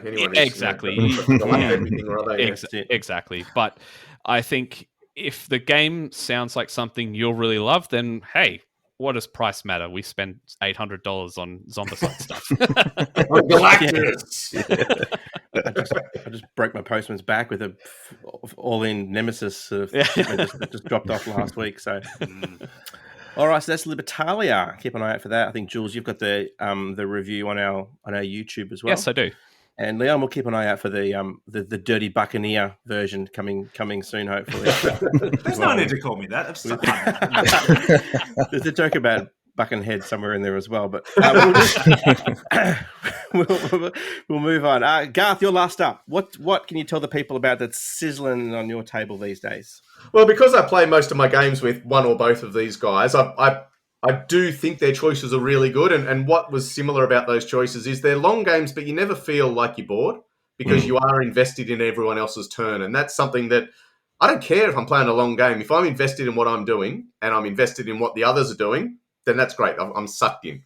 2 very, very different themes, Ark Nova and running a zoo, as opposed to dying again and again and again to various aliens. That's fine. But they're really engaging. So for me, it's totally different. For me, it's Beyond the Sun, and Jules, you mentioned it, as well briefly. This is, the research track game of research tracks, and it doesn't matter what the theme is because it could be anything, and it doesn't matter. It is basically an ugly game. It's really, really bland and boring, and I love it. And I really want it to be uglier and blander because I don't like the space side of it. I don't want those spaceships going around going to the various cards. I want it to be pure research track. That's all I want. And I have been loving it. We've played it now multiple times. I've multiply won it, which is awesome. but I just think it's a game that is stripped back. And it's all about just going from level 1 to level 2 to level 3 and hopefully to level 4 if you've got the skill set. And I think the space side is a distraction I don't want to be a part of, but I have to be. But this game is cool. It's not sexy, but it's really good. And for us, in Leon's stupid voice game of, inverted commas, it's a game that I think gets a lot of attention for all the right reasons, which is it's just looks dull, but it plays really, really well. And mechanically, that's what I want. Yeah, much like the shiny magpie that I am, I must say that I first saw the box for this and I went, woo! And then I saw the board and I went, nah, Garth. What have you done? Exactly. But look, that's something that I love it. And I think that the little changes to playing the basic versus the advanced boards makes it a bit more interesting. I think that you get to decide, what technologies are going to pursue and go up to those higher levels is a nice little wrinkle. And I think it's just an elegant puzzle. And that's what I really enjoy. And look, it's one of those games you play it 2 or 3 times and the play time is going to go down really quickly. Because we already suffer a dice man tax when we're ever playing a board game because, Mark won't shut up and I won't stop drinking and it's all just fun and games and that's A-okay. I do both. You do both. But we just want a game that will fit in that nice sweet spot and it fits that gap. I really like it. I must say, when we had the Sydney game day just before Christmas and cruising around the room, I think there wasn't many times where some table wasn't playing it. Yeah, it was out probably 3 or 4 times. I remember walking past groups who were playing it, and I remember because it gave me the opportunity to make the spreadsheet the game joke as I walked past. But yeah, it seems to game on steroids. Yes, but it seems to really hit that spot for a lot of people. I've heard that sort of same thing as you just said there, Garth, with the research tracks and research tracks. So yeah, I got to get someone who's got a copy and let me have a go. Yeah. I think as long as you play it on an attractive game mat, it looks way better. Yeah, well, everything's improved by an attractive game mat, isn't it? Yeah, I think you nailed it there. Like, I've played Beyond the Sun on BGA, but also in person before, and it is a puzzle. I think for a Euro game, it's going to scratch that itch that they need, but it's also a game that I think really exposes how smart you are, because it can be a very tight puzzle. Okay, maybe I don't want to play this game. Yeah. Maybe it's not a good idea for me to play this game. Wait for the roll and write version, Mitch. Yeah, exactly. There's no catch-up mechanics, and you can be left behind very quickly because the game ends by certain conditions being met, and if some people race towards some for whatever reason, you're going to be left behind. But yeah, it's good fun. It's definitely a puzzle. Yes. I think you had me at puzzle. We'll have to check this one out. Do you own it, Jules? No, I don't own it. I just, I think actually it was at Essen Unplugged that I played it for the first time a few years ago. Sweet. Yeah. Yeah, I reckon jumping onto BGA is a really good option for it because you don't need the physical version of this game. It's not going to be on your wall. You're not going to frame it. Yeah, you are going to just hide it down in the bottom sort of corner of your game shelf because it's not a sexy game, but it's again, big fan. Great stuff. Beyond the Sun. All right. Well, I think we might keep the gaming goodness continuing here, and we'll jump into a new segment. We're just going to discuss what's going on currently with the Board Game Barbecue Awards. Hi everyone, Connor here. Just want to take a sec to talk about one of our sponsors, 2D6 Games up in Brisbane. 2D6 support this podcast, and Dan, Dave and Joe are a great community-focused team who are always present at our game days. They offer free shipping Australia-wide, which is an incredible bonus. They also directly support the Brisbane Game Day, so if you're ever at a Brisbane Game Day, drop into their store and say hello. Okay, that was Phil Collins with Susu Studio. And now we're going to talk about... No, I did that one just for you fellas. And now we're going to talk about the Board Game Barbecue Awards. Now, as many of you would know, nominations are still open for our Board Game Barbecue Awards, where we're celebrating all the fabulous games that came out in 2021. There are 9 categories you can vote in. We actually swapped out the best kids game, and we now replaced it with best solo game this year because it just didn't seem to be many kids games that come out in 2021. So it's best solo game, best family game, best party game, all 3 of which Adrian and Sarah and Kenny and Lee spoke about on our last episode.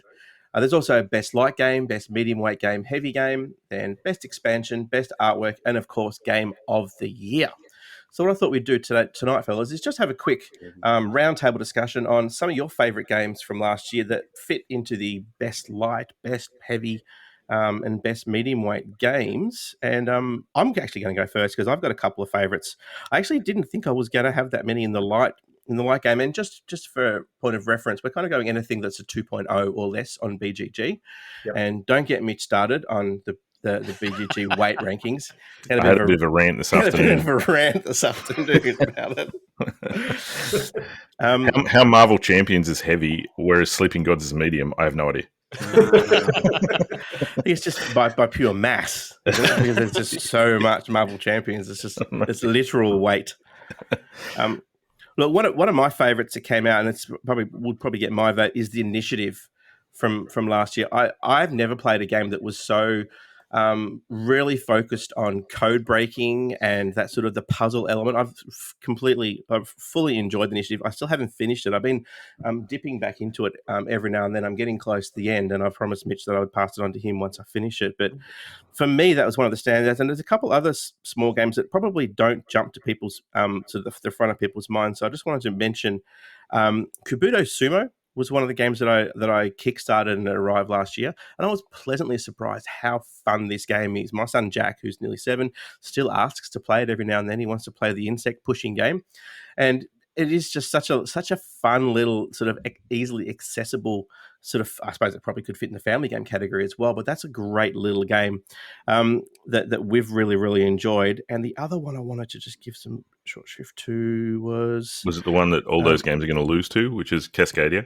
Well, I know that's and the reason why the reason why I want to mention some of the other games that are out there. Micro Macro Crime City Full House was another one I wanted to mention, which came out last year, is because everyone is just obviously it's at the higher end of the BGG rankings, and everyone's thinking, oh, Cascadia is going to win. So I want to see that some of these other small little light fun games get a nominee, hopefully as well.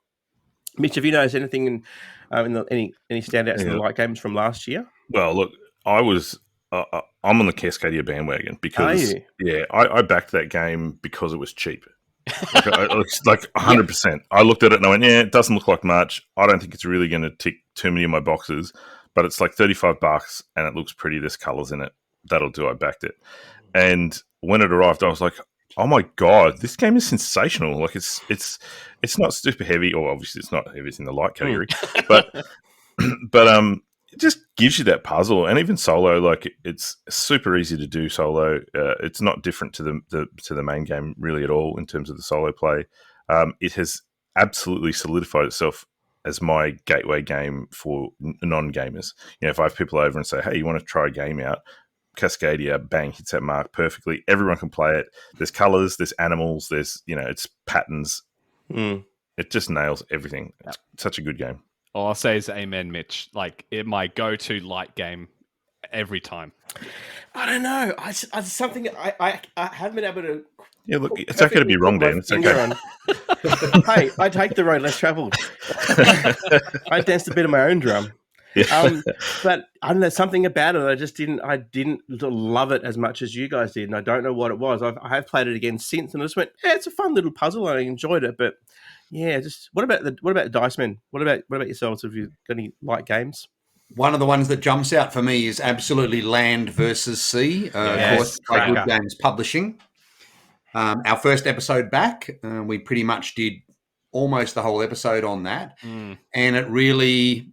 It has the potential to, I don't want to call it a Carcassonne killer, but it certainly has the potential with the right marketing, the right exposure to really take that same sort of position in our hobby. Of course, we also talked recently about So Clover. Yes. Is it a game? Is it an activity? I don't know, but it's fun and people are loving it. That's probably a big one for me. Yeah. The other one that I'm curious in, I haven't played, Trails, which I understand is sort of like another version of Parks. Parks has been so popular. So is that going to go absolutely gangbusters? I don't know. I've been waiting to try and pick up a secondhand version of Parks for such a long time, and no one is selling it. So clearly, it's talk to me after the show, Mark. You can have my copy. Right, okay. No, seriously, I did a whole clean out last week, and I was that close to putting Parks on the list. But if you want it, it's yours, man. Thank you. I'll take it. Yeah. And look, I will throw in a couple of 2 cents about Micro Macro as well, because a week and a half ago, my daughter joined the very long list of people who tested positive for COVID. So we had a lovely week at home, and Leon had very kindly lent that to us, and we smashed out all 16 scenarios. Nice. We just absolutely loved it. It stayed on the kitchen table. And there's not many games like she's 11, my son's 14, going on 18, and that grumpy teenager thing, which is fine because we've all been there. We've all been teenagers. Mitch is still going through his grumpy phase. And Jules is pretty much still a teenager, so. But look, I think, Micro Macro, it won the spiel. So, it's a game that, is there and is available to anyone. But, we just loved it because the family had a great time. And, you talk about light games, but light and family is almost interchangeable in my opinion. Yeah. And it just ticked all the boxes. There's not many games where my kids will both come up and say, let's play it. Let's smash it out. We want to take roles as being the person who reads the card or just doing the investigation and just spending a bit of time afterwards reading and following these stories of random citizens on that map. It's really cool. Again, activity, game, it's all fun. 100%. Yeah. Right. I'll throw my hat in with So Clover again. You just can't.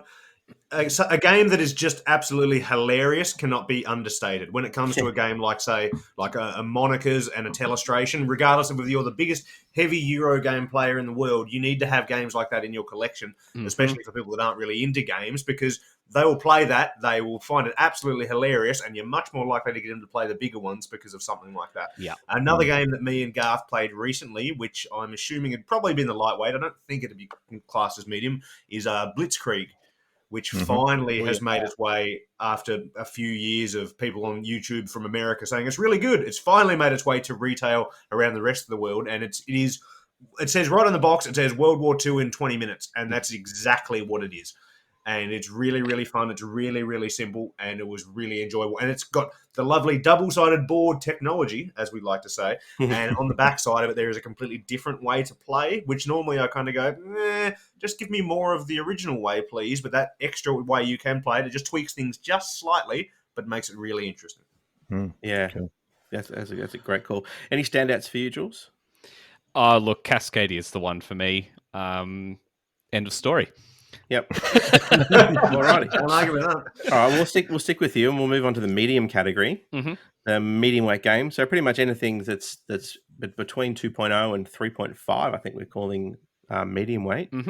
What's grabbed your interest? So for me, the one where I've cast my vote is Unsettled from Orange Nebula. I have just thoroughly enjoyed everything about that, and they've just wrapped up their second campaign on Kickstarter for that game, and I'm just so excited to see more.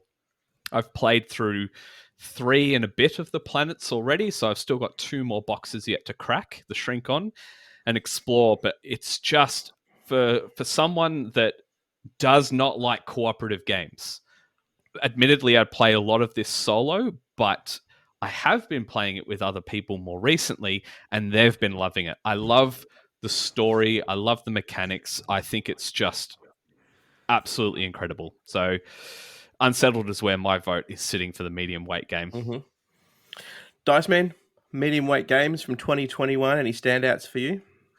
Oh, look, there absolutely are. I think, the new edition of Summoner Wars, as Leon said, is pretty spectacular, and the art just makes it pop. And Leon and I especially have played a lot of it in the pub in previous lives, and we've played it, relatively recently, and that's been great. But the thing that's really surprising is so many games on this list are not new.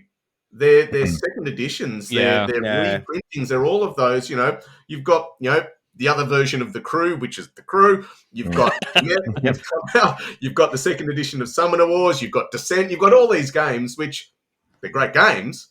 Are these versions new enough to make it, a new release? Yeah, I think the same way. I saw Great Western Trails on there for Heavy as well, and I'm like, well, that's not really a 2021 game, is it? Just because they've added some dual-layer player boards and chucked in a solo mode, is it really a new game for the year? So Space Striker was redone in 2021 as well, and everyone's like, Space Striker, is this a 2021 game? Yep. But Well, Terraforming Mars Ares Expedition certainly doesn't feel like an original game. There's enough of a twist to it to make it different, and we have really enjoyed it. One of the main reasons is because it speeds up Terraforming Mars for us, because any game for us is long. The other one that I haven't played but I'm super interested in is Unfathomable.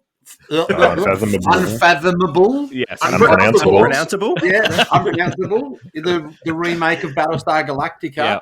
I really want to try and get that to table and see how different it is and see if it does any better job of capturing the feel, because that was such an amazing game. It did have those somewhat random moments sometime, but with a group of friends, a few adult beverages and a couple of hours, you can have an amazing amount of fun. So I hope that can do the same. Yeah. And to echo what Garth said, Summoner Wars is still possibly my favourite game of all time, and the new version's even better. So I guess that takes my vote regardless. But other things to mention, as we said before, the Cartographers is Tasmania's something and right game of choice, because we three say it and guess no one else is around. And Cartographers Heroes came out in 2011. We hadn't had a chance to play it yet, but it's more Cartographers, so it's bound to be good. Same with Cometh, the new version of that. We used to smash that 7 or 8 years ago, and the new version's the exact same except slightly better, so why not? And another game that I mentioned slightly a little bit earlier was Marvel United and now X-Men United.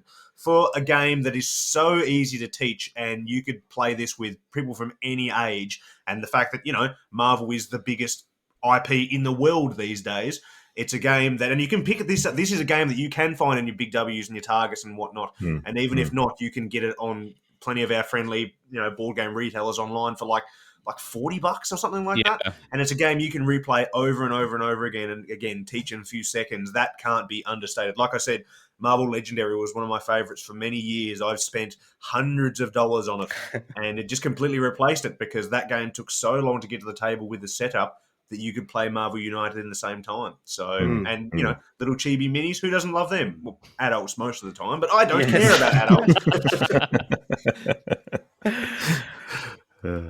Mitch. Yeah, so medium weight for me, I think everyone's going to expect me to say Sleeping Gods and Hadrian's Wall for obvious reasons, which I would say, but in trying to not be too predictable, I'm also going to throw out there Meadow, which is a cool little sort of card drafting game, which has a really different mechanism, one that I've never seen in terms of how you do your card selection out of the market.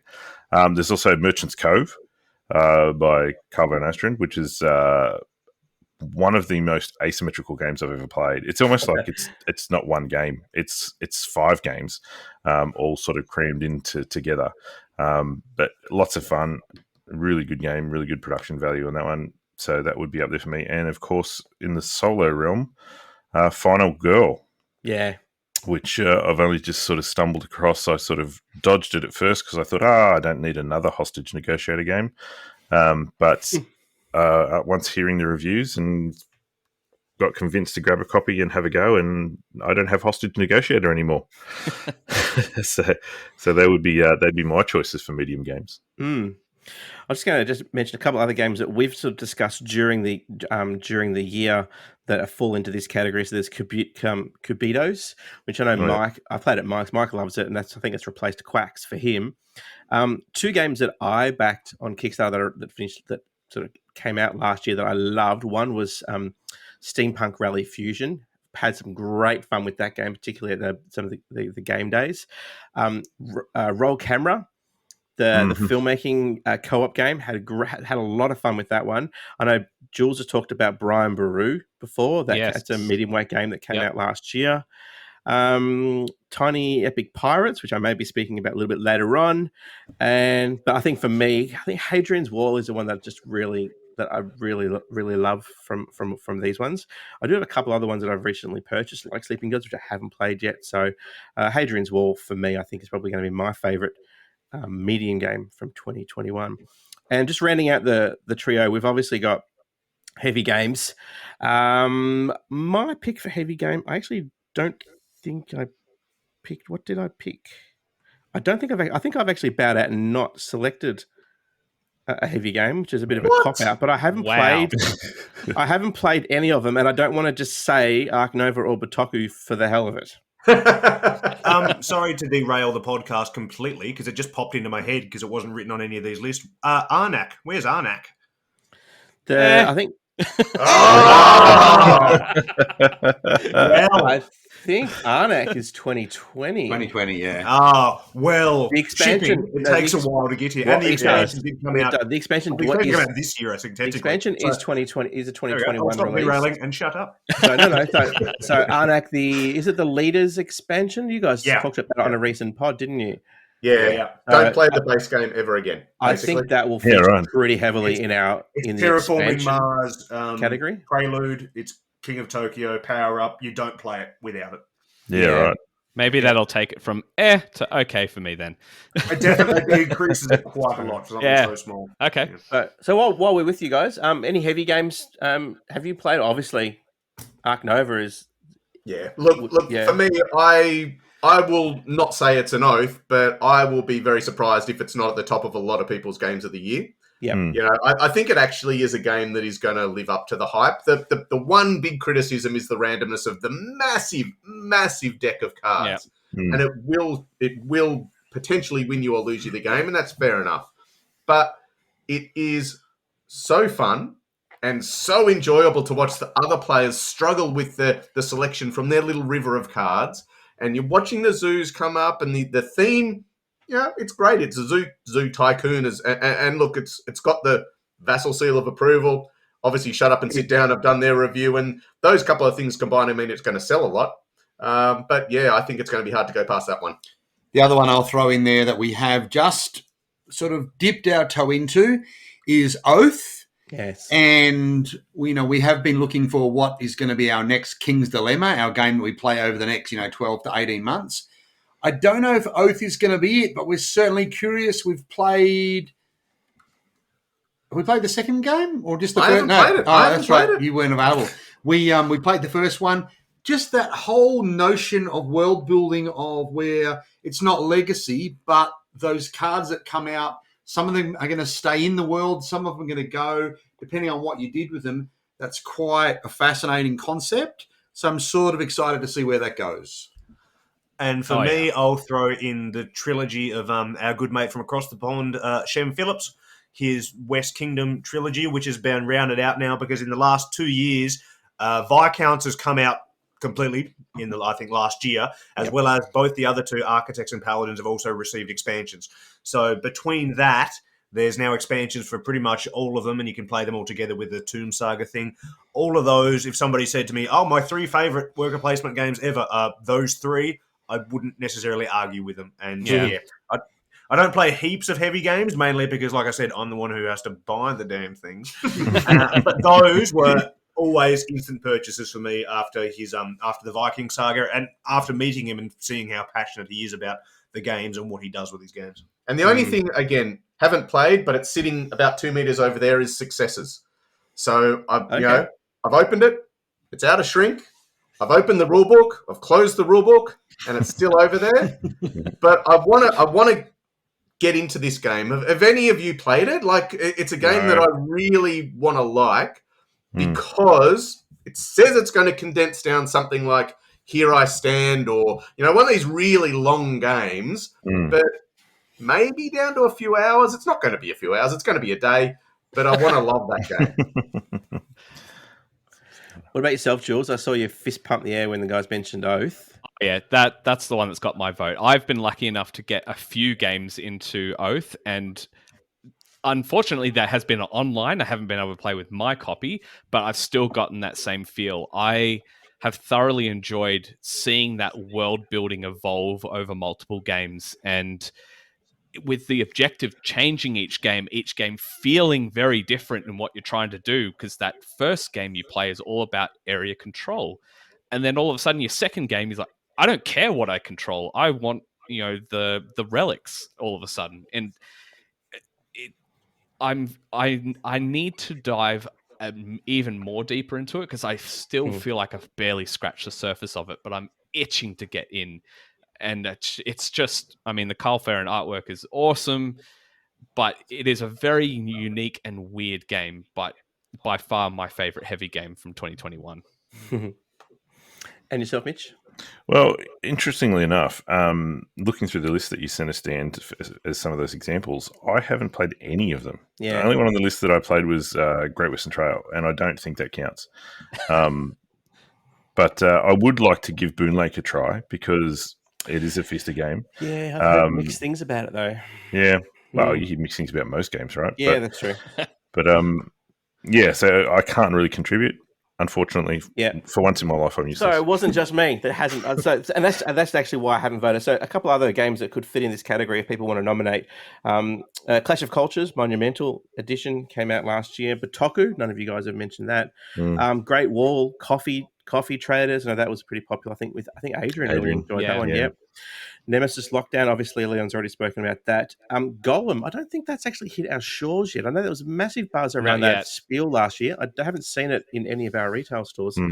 And the one that I probably would have voted for, but it hasn't actually arrived on our doorsteps yet, which is Aeon's End Legacy of Gravehold. So I went all in on that. But unless I can actually get it out of shrink and quickly play it before voting for the nominations finishes, I'll do the right thing and I won't actually throw a nomination. You know what? I'm gonna backtrack because I have played a game that wasn't on your list that you sent out. I just realised that I have. Okay. Messina 1347. That's medium. Oh, it's medium. It's 3.48. Yeah, it's under 3.5. Yeah. Got you on the technicality. Good old Matt. I did see Messina in the meeting, mate, and I thought you were going to mention it. So yeah. Again, I think we need to. I think we need to review our rating scales before the next. No, we can always address the rules. You can send your complaints to about the BGG weighting system, care of Mitch at Board Game BBQ Podcast. All right, so don't forget, the nominations are open to anyone in the community for 3 weeks, probably about 2 weeks left. And that's anyone on Facebook, on Discord, Instagram, Twitter. You can nominate in all 9 categories, or just 8 like I have, or just 1 if you like. And once nominations close on the 27th, then we're going to take the most nominated games in every category, and they'll become the official nominees for the Board Game BBQ Awards. And then we hand that over to our esteemed panel of judges, which are our Patreons, to vote. And all this will culminate in the Board Game BBQ Awards night, which once again will be filmed for YouTube, and we hope to have some surprises on the show. So you can hit up our socials, grab the nomination form, and vote for our Board Game BBQ Awards for 2021. Hey guys, Dan here. Just want to take a moment to remind you about the Sydney Game Day, which is coming up on April 9th. We're back at the Castle Hill RSL, and everything kicks off at 11 a.m. You can bring your own games or try games from the Board Game BBQ library, which includes all of your old favourites as well as some of the latest hotness. We'll also be announcing our scheduled teachers in the next week or two, so you can sign up at no additional charge and learn to play some of our favourite games from our amazing volunteers and even some of the hosts of the podcast, including Sarah and Mitch. It's always a fantastic community event, and tickets are selling fast, so make sure you grab yours now. Head to eventbrite.com and search for Board Game BBQ, or visit our Facebook community page and find the game day post linked at the top, or use the link in the show notes of this very episode. And we'll see you at the Sydney Game Day on April 9. All right, welcome back. That was Ricky Lee Coulter with Do It Like That, and a special request from Mitch, so thanks for that, Mitch. Guaranteed. We're now going to talk about the Bracket Battle 2.0. We need to resolve last week's battle, which was Twilight Imperium 4th edition versus Targi. I'm going to throw this over to the dice boys first.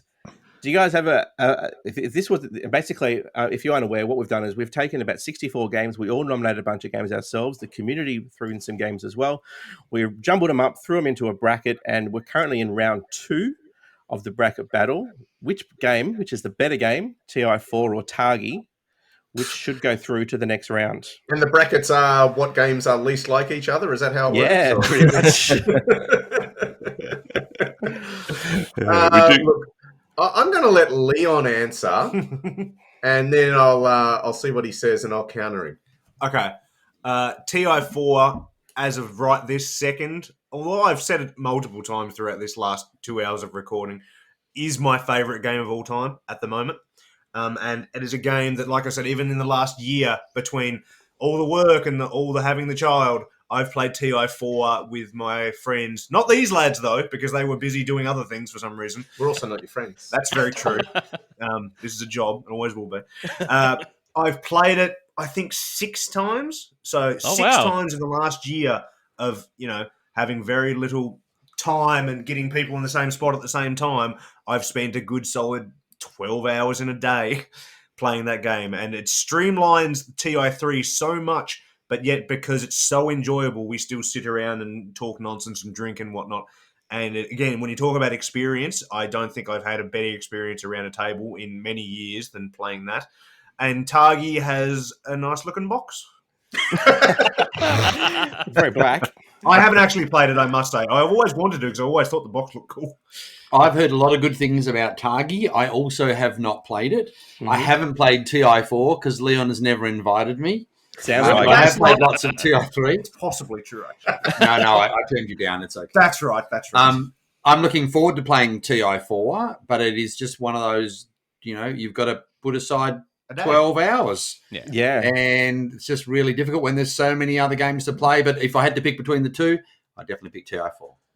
Yeah, and for me, I have played both. And look, I'll throw a little vote towards Targi. And the reason for that is that I taught one of our listeners, Steve O'Rourke from New York, on Board Game Arena how to play it. And the two of us had multiple games, having such a wonderful experience playing that. So I'll do that, because otherwise, how the hell do you compare these two games? Well, the community has, or they've attempted to. And what did you refer to it earlier today, Jules? As Targi was the little Targi that could. Yeah. It's actually... Targi is actually won by 22 votes. And across all three platforms. It won on Instagram, it won on Facebook, and it also won on Discord, just by varying margins. But Targi goes through to the next round. And I just had a quick look at our little matchup here. In round 3, Targi will go up against Anachrony. So this will really be the little Targi that could. So all those Targi fans, you better be prepared for the onslaught of Anachrony fans, because Anachrony won pretty convincingly last time against Clank. So, all right, so now we're going to launch just another one. I know we're short on time, but we will give everyone a chance to weigh in on our next bracket battle, which is going to be Crokinole versus A Feast for Odin. So one's an older game. One's about 10 or so years old, and the other one is significantly older than that. I was going to say quick show of hands. That doesn't really work on a podcast, but do any of you guys down there actually own a Crokinole board? No. Played it, but don't own it, No. and haven't made my own. Okay. So if we were to say, right, if there was a fire and you had to grab either Crokinole, I was going to say, if you had to grab Crokinole or Feast for Odin and run out the door, probably you'd grab the box because it's not as heavy. But which game do you think should go fit through the door, man? No, that's it. Well, you turn it sideways, I suppose. Leave it behind. It's kindling. I would actually stay back to watch Feast of Odin burn. Oh, what? Really? This is a controversial take. Yes. Well, Garth and I played at BorderCon, was it? About 4 years ago. And we hadn't played it before. We sort of taught ourselves. I just can't see the appeal. There's a lot of other Uwe games I'd much rather play than Feast for Odin. And I guess that's the decision. Is it a game that if I have on my Uwe shelf that game, am I going to play it? No, I'm going to sell it to Leon and he can burn it. yes, I have not played it either, although I would quite happily do it. And also, if I were to play it, you know what I'd probably do? Probably wouldn't play it 2-player, because that'd be garbage.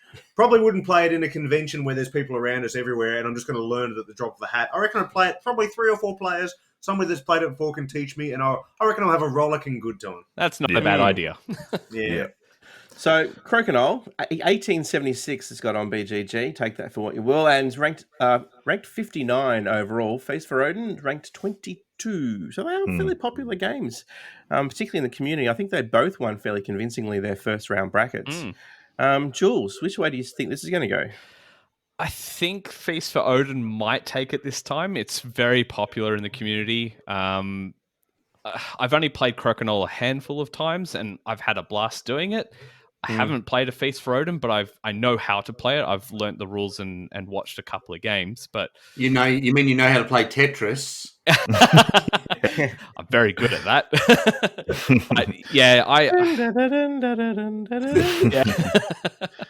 I think A Feast for Odin will get over the line here. I think it is well loved, despite I think the majority of people here not liking it. But I think I'll get over the line.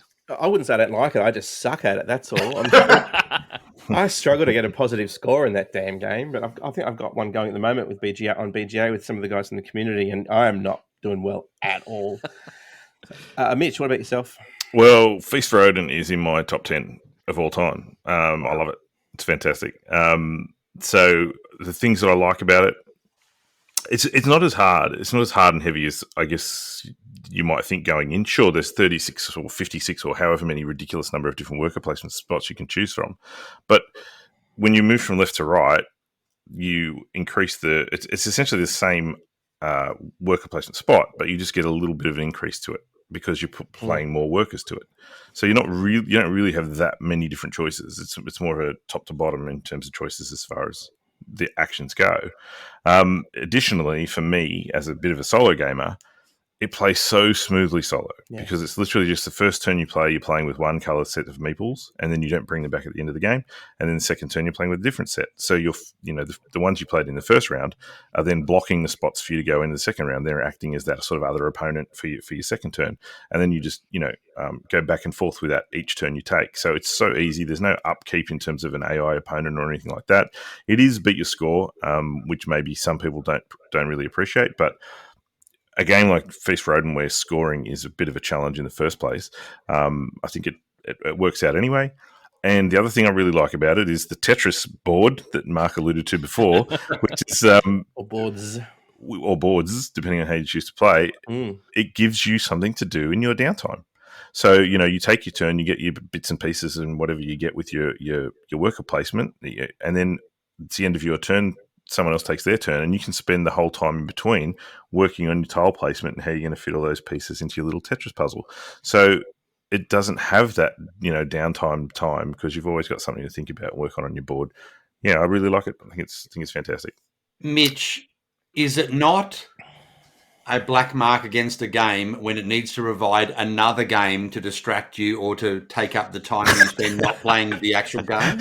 Especially when you can download Tetris and play it on your phone. You haven't listened to our podcast much because you bring logic in here and we don't usually. There's no place for that here. That's logic in the board game barbecue.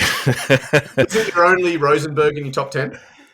It is, yes. But then that said, because I liked it so much, so when I bought Feast for Odin, I was tossing up between Caverna and Feast for Odin, right? Because a lot of people say, they're very similar games. Which one do I go with?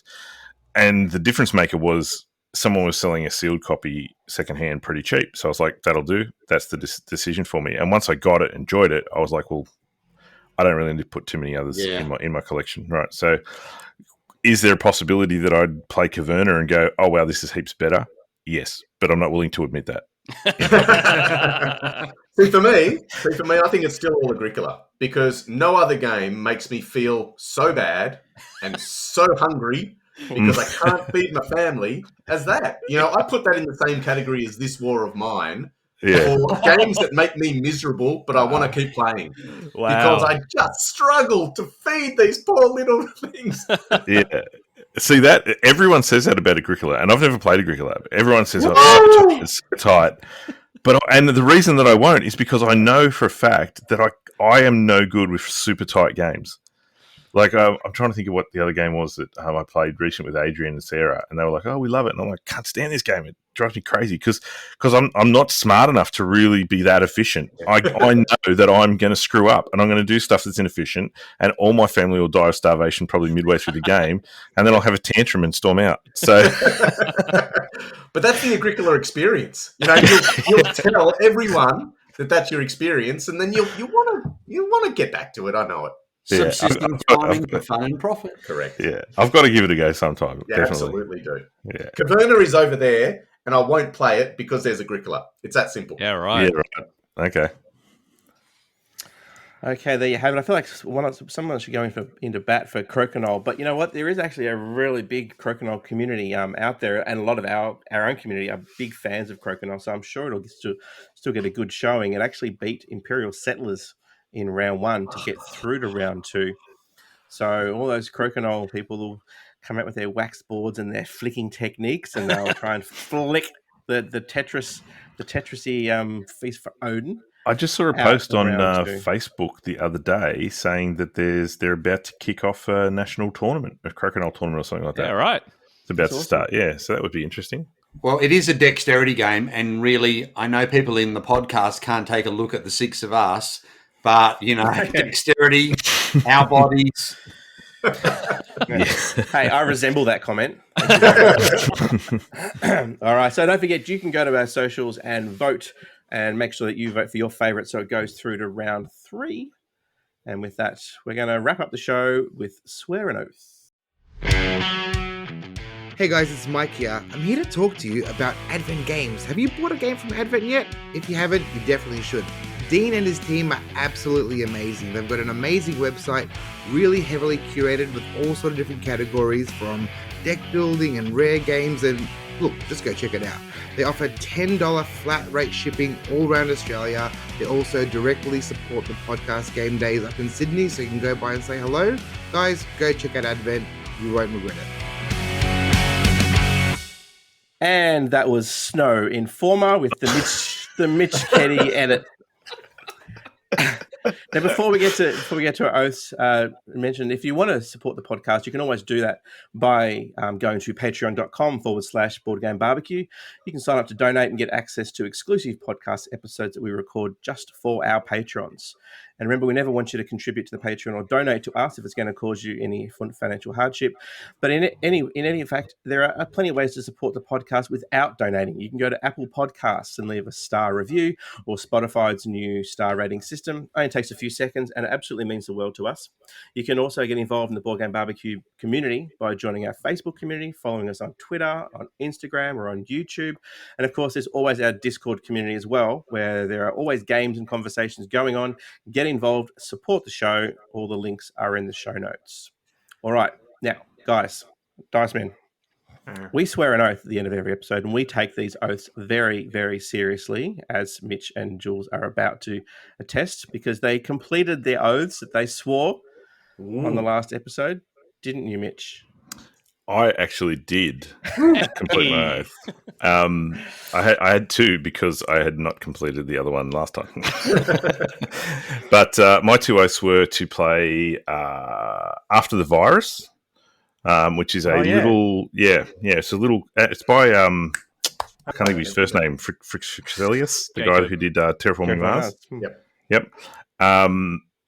It's a little hard to get kind of deck buildery type game, but it's set in that zombie universe, where there's zombies coming out to attack you, and it's a little puzzle where you're building up.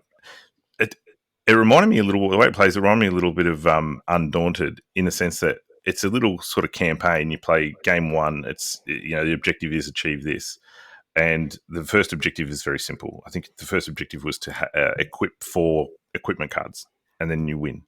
And then the second challenge introduces another mechanic, and so you kind of, as you're going through each of the challenges, it's adding a little bit more. So you're learning the game as you go through each of the challenges, rather than going, here's the whole game, try and figure it out all at once. So that was kind of cool. Help to learn it. And so you've essentially, it's a deck builder at heart. You are buying equipment from the market to take out the zombies and to save survivors and to achieve the objectives that each of those missions will set for you. Is it going to change the world? No. Is it a fun little game to carry around in your bag and take it to work on night shift so that you can knock over a few hours if you're bored? 100%. It's pretty good. So yeah, not going to win any awards or anything, but it's a fun little game. So tick on that one. The other one that I had was to play a game that's been sitting on my shelf for a long time and frightening me. Oh, no. And that was Cerebria, The Inside World by Mindclash Games. And I set this thing up. It took me 3 days to get actually to start playing it. I initially set it up as a 4-player solo game. Like, I was going to play 4-handed because I was like, with solo gaming, and I know you guys don't play solo a lot, but one thing that frustrates me as a solo gamer is you get the rule books and you go to the solo section and it says, learn how to play the game multiplayer first before you then try to learn the solo rules. It's like, if I could play multiplayer, I wouldn't be playing solo. What are you doing to me?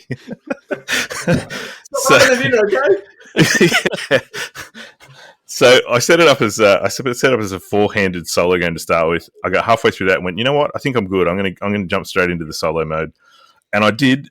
And I will probably not play this again solo. I think from a as a multiplayer game, the game looks amazing. I'm super, super keen to get it out with 4 people because it's kind of a team game. You have one team plays the like the positive emotions, and then another team plays the negative emotions, and you have 2 people on each team. And the way that it all works is it's this area control sort of objective. You're trying to achieve these objectives. There's sort of mid-game objectives and then end-game objectives. And as a multiplayer team game, it looks fantastic, and I really want to play it like that. As a solo game, it was like putting a power drill to my temples. I've always said as a solo gamer, one thing I don't like in solo games is when the AI is more cumbersome and more work to manage than my own turns. And this game is the antithesis of that. It's you draw a card. How you draw the cards and choose the actions is fine, and then the actions are there's 7 different processes, and each of those processes have 4 different routines. So you kind of like, oh my god, how am I like? You could not play this game solo without the rule book, and you would have to go to the rule book.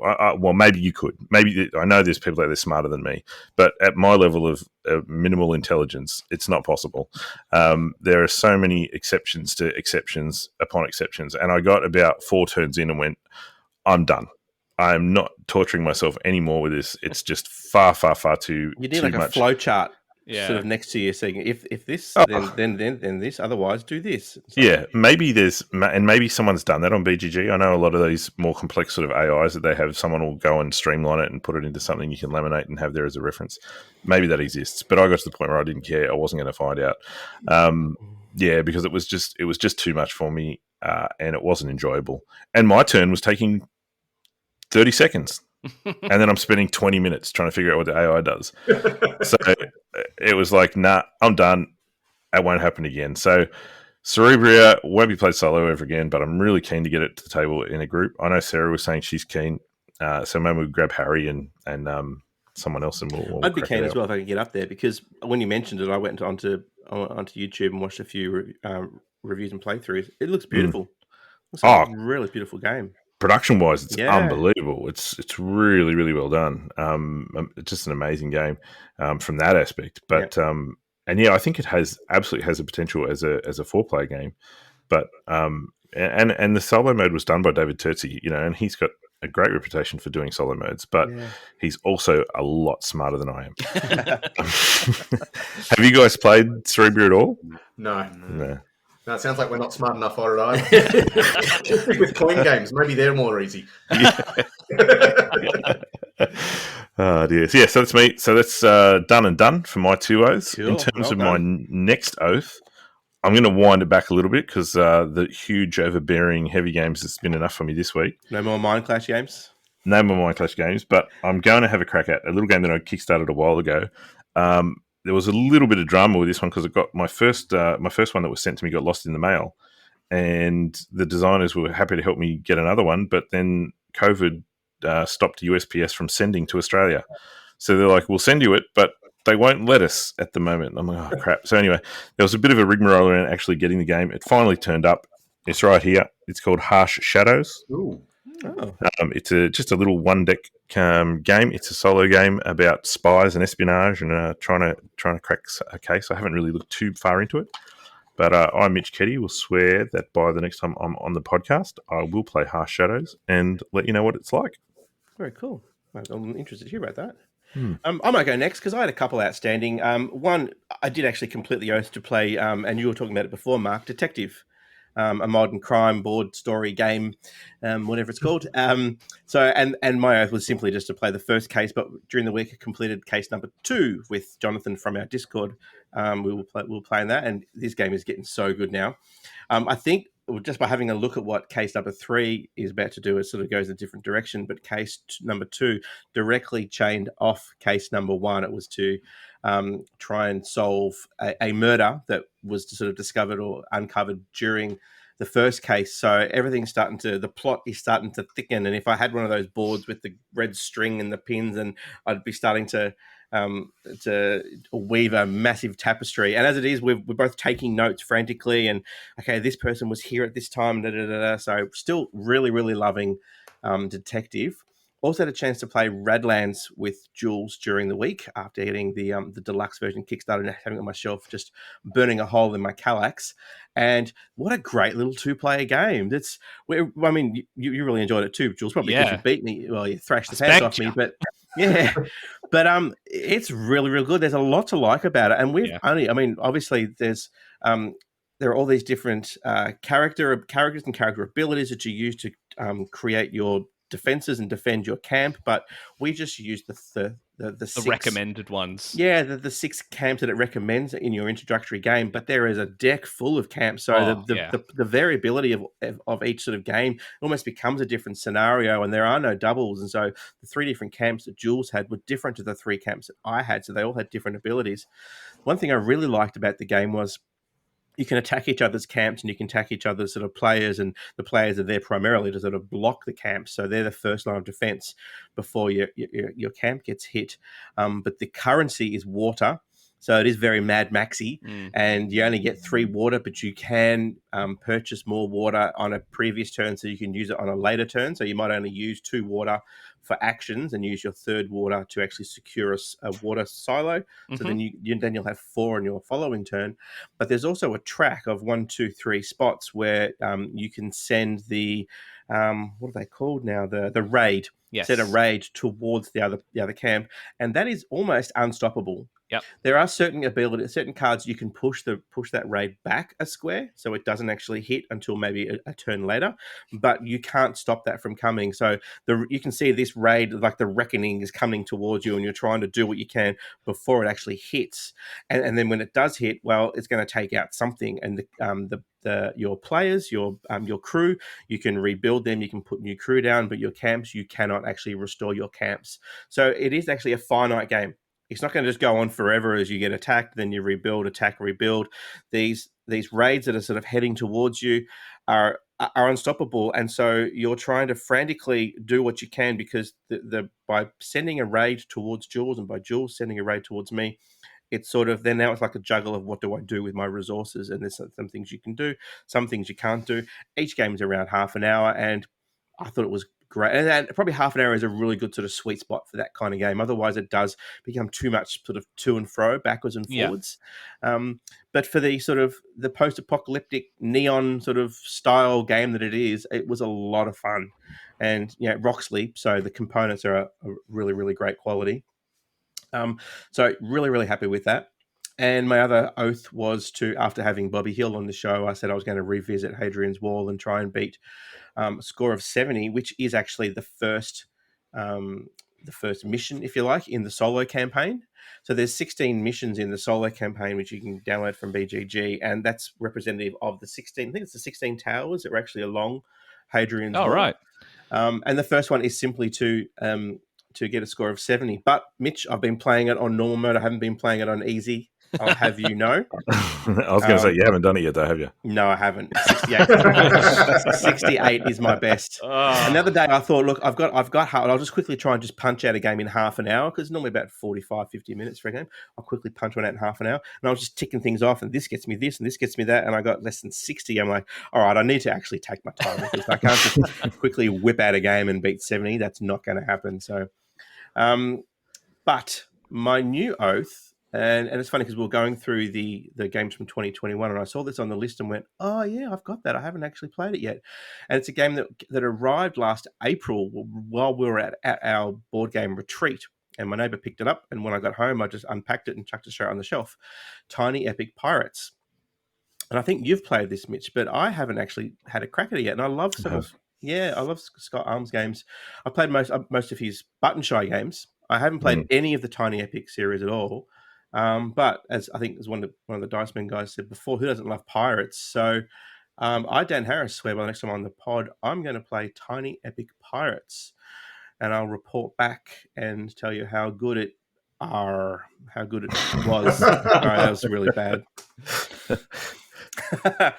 Now, gentlemen, would you like to join in the oath-taking?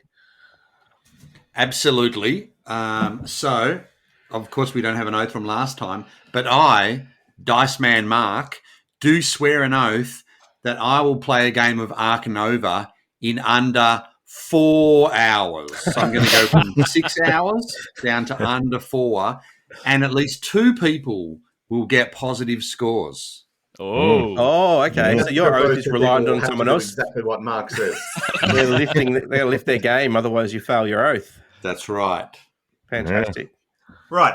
Mine's going to be really, really specific to us Dicemen and when we play games. So between the three of us and when we play with former Diceman Trent, pretty much no matter what game we play, there's a theme that always occurs. And Garth will be first to tell you that I always go for the easiest route because just the way my mind works. I'll think 10 turns ahead, but I'll always go for the easiest way to do it. You know, you talked about the speedometer strategy in that as soon as I heard that, I was like, well, I can't play that game. That's the Leon strategy right there. Yeah, it's become known as the Leon strategy. Either way, when it's the 4 of us playing a game, what will happen, because I don't want to give them too many compliments, but I will from time to time, these 2 lads are good, very good gamers, and they're very smart fellas. So what will happen is that when we play a game, Garth will most likely win unless I can stop him. And the only way I can generally stop him is by getting Trent to stop picking on Mark, because Mark's doing good, but Trent will start picking on him for some reason or another. And then I'll keep saying, Garth will win unless you 2 pull your heads in. And the perfect example of this was the very fun Lost Ruins of Arnak, one of the best medium weight games I would say of the last couple of years, where Garth won by 1 point over me, and the other 2 were nowhere near us because they were too busy doing their thing. And the thing is, this has happened by now maybe 20 times over the years, of nearly this exact same pattern. So I'm going to figure out a way to get those 2 to pull their heads in. I don't even care if I'm not the one that wins. If one of those 2 pulls it out, that's amazing. But Garth keeps squeaking away with it. And just from a moral standpoint, I need to do this. I need to work out this logic puzzle of how to stop him from doing this over and over and over again. So what you're committing to is I, Diceman Leon, am going to beat Diceman Garth? No, not necessarily. I'm going to mentally beat him by mentally getting you 2 to stop being arse clowns for 5 minutes. So that is my oath, to attempt to do that. And I will let you know if I can. This will come in handy for your parenting skills later in life as well. It's like, right, you 2, this is what's going to happen. Otherwise, I'm going to send you to that corner and you're going to go over that corner. So unless you behave yourselves and play nice. Yeah. I imagine my children probably won't listen to me like those 2. Although my children probably won't be as drunk, but you never know. Yeah, you never know. All right, well, I guess it's me then. So there's an oath that I would maybe like to make, but I know I can't, and that is for Season 1 Pandemic Legacy to be finished. Never. Now, I hear you. We got to November, maybe 2018, 2019, and it's over there, and it's never going to happen. So I cannot make that oath. Leon walked out, and that was nice. So in a similar vein, my actual oath is going to be to get Garth Gray, Cyclades Titans to the table with 6 players and have all 6 people have fun. Wow. Because, Leon, how did you enjoy the last game we played? I really liked it until at the end there was a bit of a misunderstanding where apparently I ended up being the bad guy, but I don't think that I was. I want to give you a visual representation that I'm sure your podcast listeners will hear. So whoever is doing the editing on this, you're going to earn your money now. Mm-hmm. This is how Leon enjoyed the game. See you, Leon. Walk out the door. There was no goodbye. It was Leon-shaped shadow out of the room. This wasn't the end of the game, though, to be fair. So that's my 6 players, Cyclades Titans, all have fun. I think it was the closest we've ever come to a punch-up in a board game. Wow. In 10 or so years, you've done well. Yes. I wouldn't call it a punch-up, because that would imply that the second person would get a hit. All right, Jules, round it out. What have you got for us for an oath? All right, so I've had 1 pass, 1 fail. So 50%'s a pass, yeah? No. So my previous oath was to play Cosmic Frog because I finished painting those minis and I really wanted to get that to the table again with it fully painted, but that hasn't happened yet. I am still trying to find people that will want to play that. So I'm not surprised. I think it's a brilliant game. I love it to bits. So that oath has croaked it. What else have you got? The other one was to finish painting my Nemesis lockdown aliens from the core box. And look, technically, the time of recording, I'm putting the finishing touches on the Queen, but by the time this is out, well and truly will be done. I've really enjoyed painting these. I really want to get that game to the table, as we've talked about it in the episode already. It's a very thematic experience, and I want them painted and fully immerse myself into that experience because I know I'm going to enjoy this game. So I have the skills and the patience and to do the painting, so that's what I've done. And the thing is, you're going to post those on bloody Facebook and Instagram, and I'm going to set mine up and go, oh, it doesn't look nearly as good as Jules's does. Yeah, well, you put the work in and you get the rewards. Yeah, well, speaking of, you've got another paint club coming up at the end of the month, haven't you? I may have to crash that and get some tips and tricks.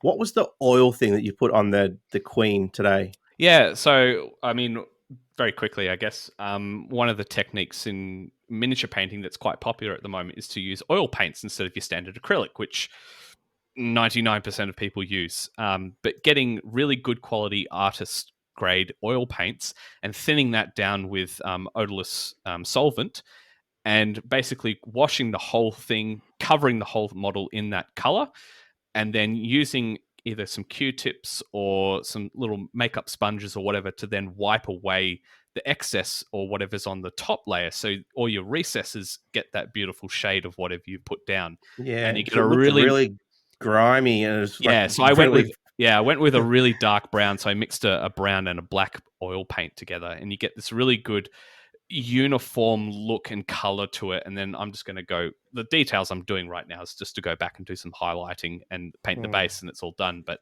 looks awesome. Yeah, very very happy with that. So to continue with that, I want to paint the characters from Nemesis Lockdown. That is the last step to get the whole box looking shiny and beautiful. So I, Jules Watson, swear to paint the characters from the Nemesis core box, Lockdown core box, by the end of the month. Awesome. I mean, hopefully, and I'm sure we'll see them on our socials when you. Oh yeah, when you get them I'll put finished. some pictures. You're going to give yourself the end of the month for that. Yeah, well, that's only a couple more weeks, but I really want to get it done. All right. So for our dice men, where can our listeners keep track of you, follow you, find you, so that they can hold you accountable on the 3 oaths that you've sworn tonight? Well, they can fly down and join my 6-player version of Cyclades Titans. That'd be awesome. The first 5 people get a seat at the table. Exactly right. But look, I mean, the good thing is we've been around a while, so Twitter and Instagram was a barren field when we started. So the good thing is everything is just at Dicemen Cometh. Mm-hmm. So that's good. We're also dicemancometh@gmail.com. And the key is you can listen to our podcast. It's coming out every fortnight now on all of the normal podcast apps and Spotify and everything. And also you can listen live on Edge Radio 99.3 FM every second Thursday at 9 p.m. And before we do go, I just want to do a shout out to not only you 3, Dan, Jules, and Mitch, but also your co-barbecuers for the amazing job that you have done filling the void since we had a bit of a rest. And, you took up the baton. You've grown the hobby in Australia. You've got a great community behind you. I love to see how they interact with you and how you use them to generate content. That's fantastic content. That is really fantastic. So huge shout out to all of you for the amazing job you've done. But now we're back. You can pack it in, okay? Yeah, that being said, we're not going to call it a coup, but you can call it a coup. We figured 181 is a belter of an episode to call it a day, because we always did claim to be the #1 board gaming podcast in the Southern Hemisphere, because we didn't know if there were any in Cape Town or not. So we figured we might reclaim that title. It's probably going to take us a while, little old Tasmanians, but we'll try our best, I reckon. Well, that was very kind of you to say, and you guys are welcome back anytime. Anytime, we'd love to have you on the show. It's been an absolute pleasure and a privilege to talk to you guys on what was apparently our final episode for only be one. But seriously, thank you for the kind words. That's really awesome. Yeah. Yeah. And thanks for everything. I'd just like to say, not only thanks for coming on the show today, but thanks for everything you guys have done for the community and the hobby in general in Australia. And, outside of just what you do, I know you helped me a lot personally with my failed Kickstarter campaign at the start, and then the one that actually was successful in the end as well. So a lot of props for that and for what you guys have done. And I don't think, you kind of laid the groundwork. And, when we decided to do it, it was something we thought we could have a shot at because you'd already set the course. So thank you for that. And thank you for everything you've already done. Yeah. That's Thank all you. right. 10% royalties is fine, guys. Yep, 10%. Sorry, Each, of course, each. we've got a good group now. We can divide and conquer. We'll take the mainland. You guys can look after Tassie. Yeah. Well, hopefully we can catch up sometime. Yeah, that'd be awesome. Yeah, absolutely. I was going to say, before I joined the podcast, I was a big fan of you guys, and I continue to be. So thanks very much for coming on the show. It's been awesome. Thank you. And Mitch, Jules, Brains and Brawn, thanks very much. It's been another good episode. Yes, and to our listeners, our community, thanks very much to our sponsors, our Patreons. We love you all, and may your next game be a sizzling one. Bye. They are. Bye. Bye. Toodaloo. This is the luxury of recording, and you can edit. Yes. In that case, can I have a beer, mate?